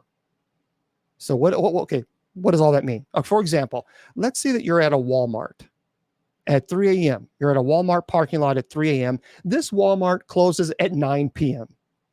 Okay, let's just say that. So you're at a Walmart. You're in the very front of the Walmart. No one is there. No cars are there. The doors are locked. You can't get in and out of the doors. And so you're there at 3 a.m. Why, I don't know, but you're there at 3 a.m. and there's a stop sign right there by the door, in the front of the door. But the doors are locked. So the question is, can you run that stop sign? Well, using the term epikeia, since no one is around and the doors are locked, that stop sign no longer serves its original purpose for which it was created. Obviously, when Walmart was open, the stop sign was relevant because they didn't want you to running over people that were entering and exiting Walmart. Makes sense.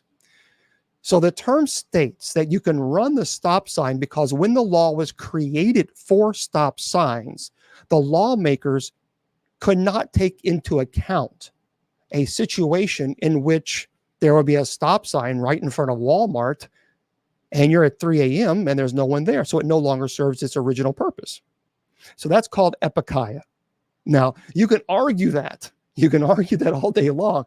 But if a police officer catches you breaking the law, he or she can still give you a ticket. But you can argue.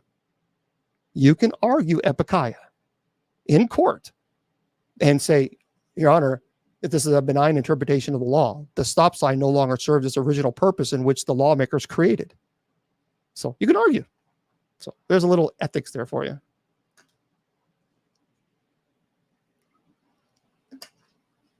Okay. Yeah.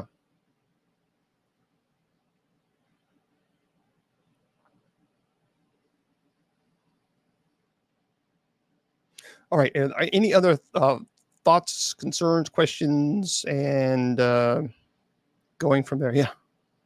You have a question? All right, go ahead.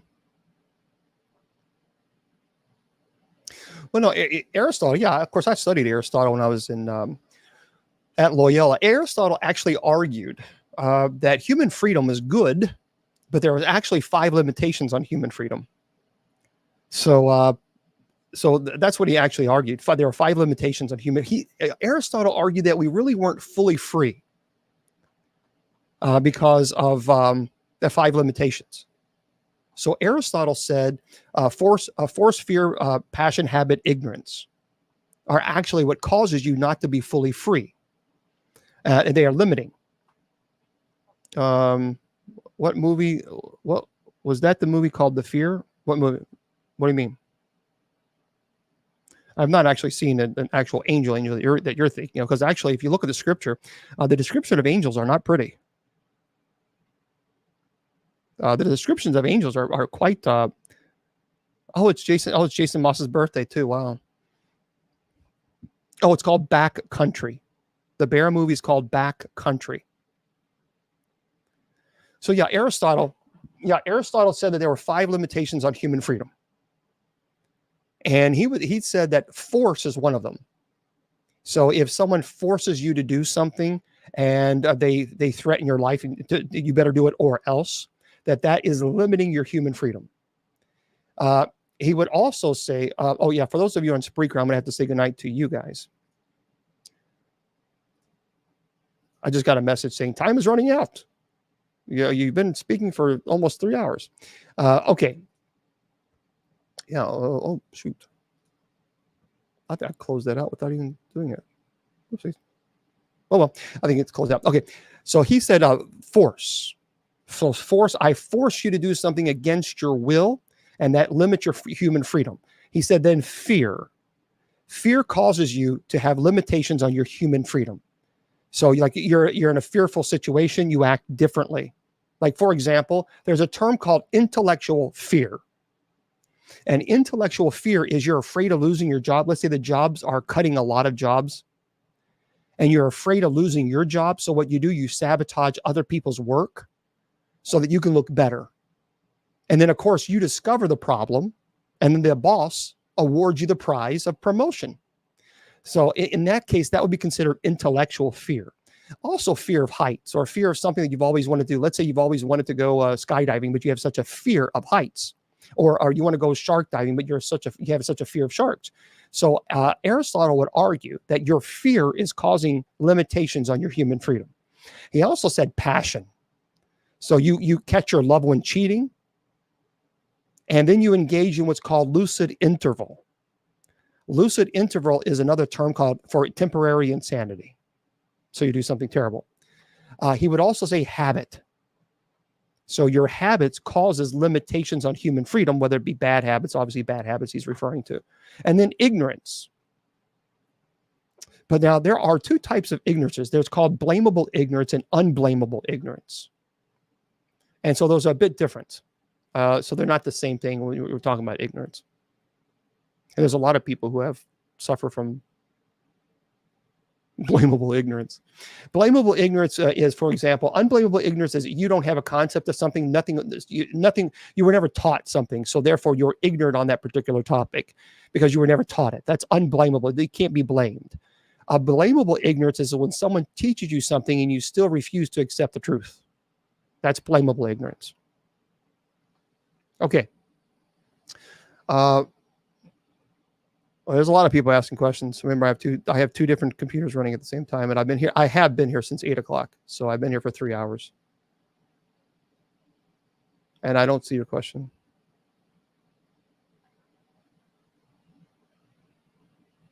Yeah, I'm looking at the chat, Gary. I don't see your question. I'm even scrolling down. Nope, don't see it. Sorry, Gary. It's not here. I'm scrolling, looking for a Gary, Nope, don't have it. Yeah, angels are not pretty. When you look at what it says, they're not the prettiest thing. It's according to Scripture. Yeah, matter of fact, I did a presentation on angels, and for example, the cherubim. Some people say Lucifer was either a seraphim or a cherubim. That makes sense, either one. They're actually the cherubim, where the Bible speaks of them in Genesis chapter 3, verse 24. And in Ezekiel, it actually describes them in Ezekiel chapter 1, verse 13 through 21. It says they're living creatures. Cherubim are living creatures. They have 4 faces. They're covered with eyes. They have 4 wings. They have bodies like men, a human face in the front, an eagle's face in the behind, a lion's face to the left, and an ox face to the right. When they move, their knees do not fully bend, but remain straight and stiff.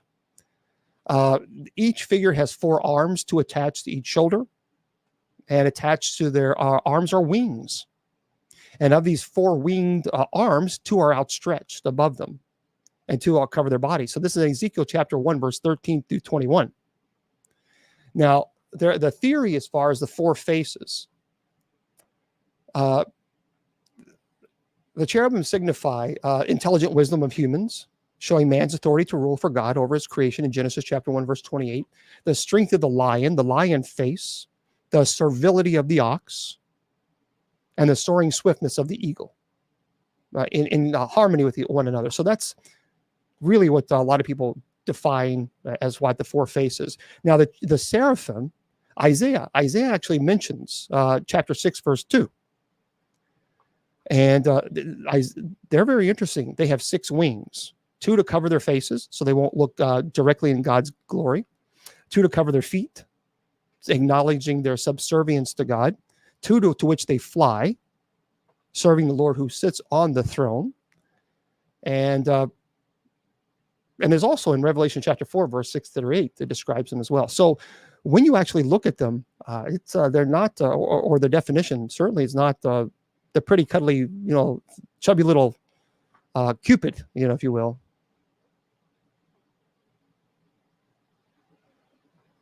Oh yeah. I've heard of the Springfield Lights. I don't know a whole lot about them, but it is interesting. That's $1 million question. I mean, even angels do not look directly in the gaze. So that's at least from a historical or theological perspective. Who knows? We'll know when we get there. Okay, folks, I've been on here for 3 hours. I think that's enough. The moderators work as hard as they can, and I try to work as hard as I can to be on as long as I can. 3 hours is a long time, so I'm going to be here tomorrow night at 8 p.m. Eastern Standard Time. We're going to do Bible study, and I'll also address some of your questions too. So I want to remind you. So again, this tomorrow night, 8 p.m. Eastern Standard. So I tell you all the time that your value does not decrease based on someone's inability or refusal to see your worth. You're priceless. Don't let anybody tell you or convince you otherwise. So Facebook, YouTube, and Twitter. God bless.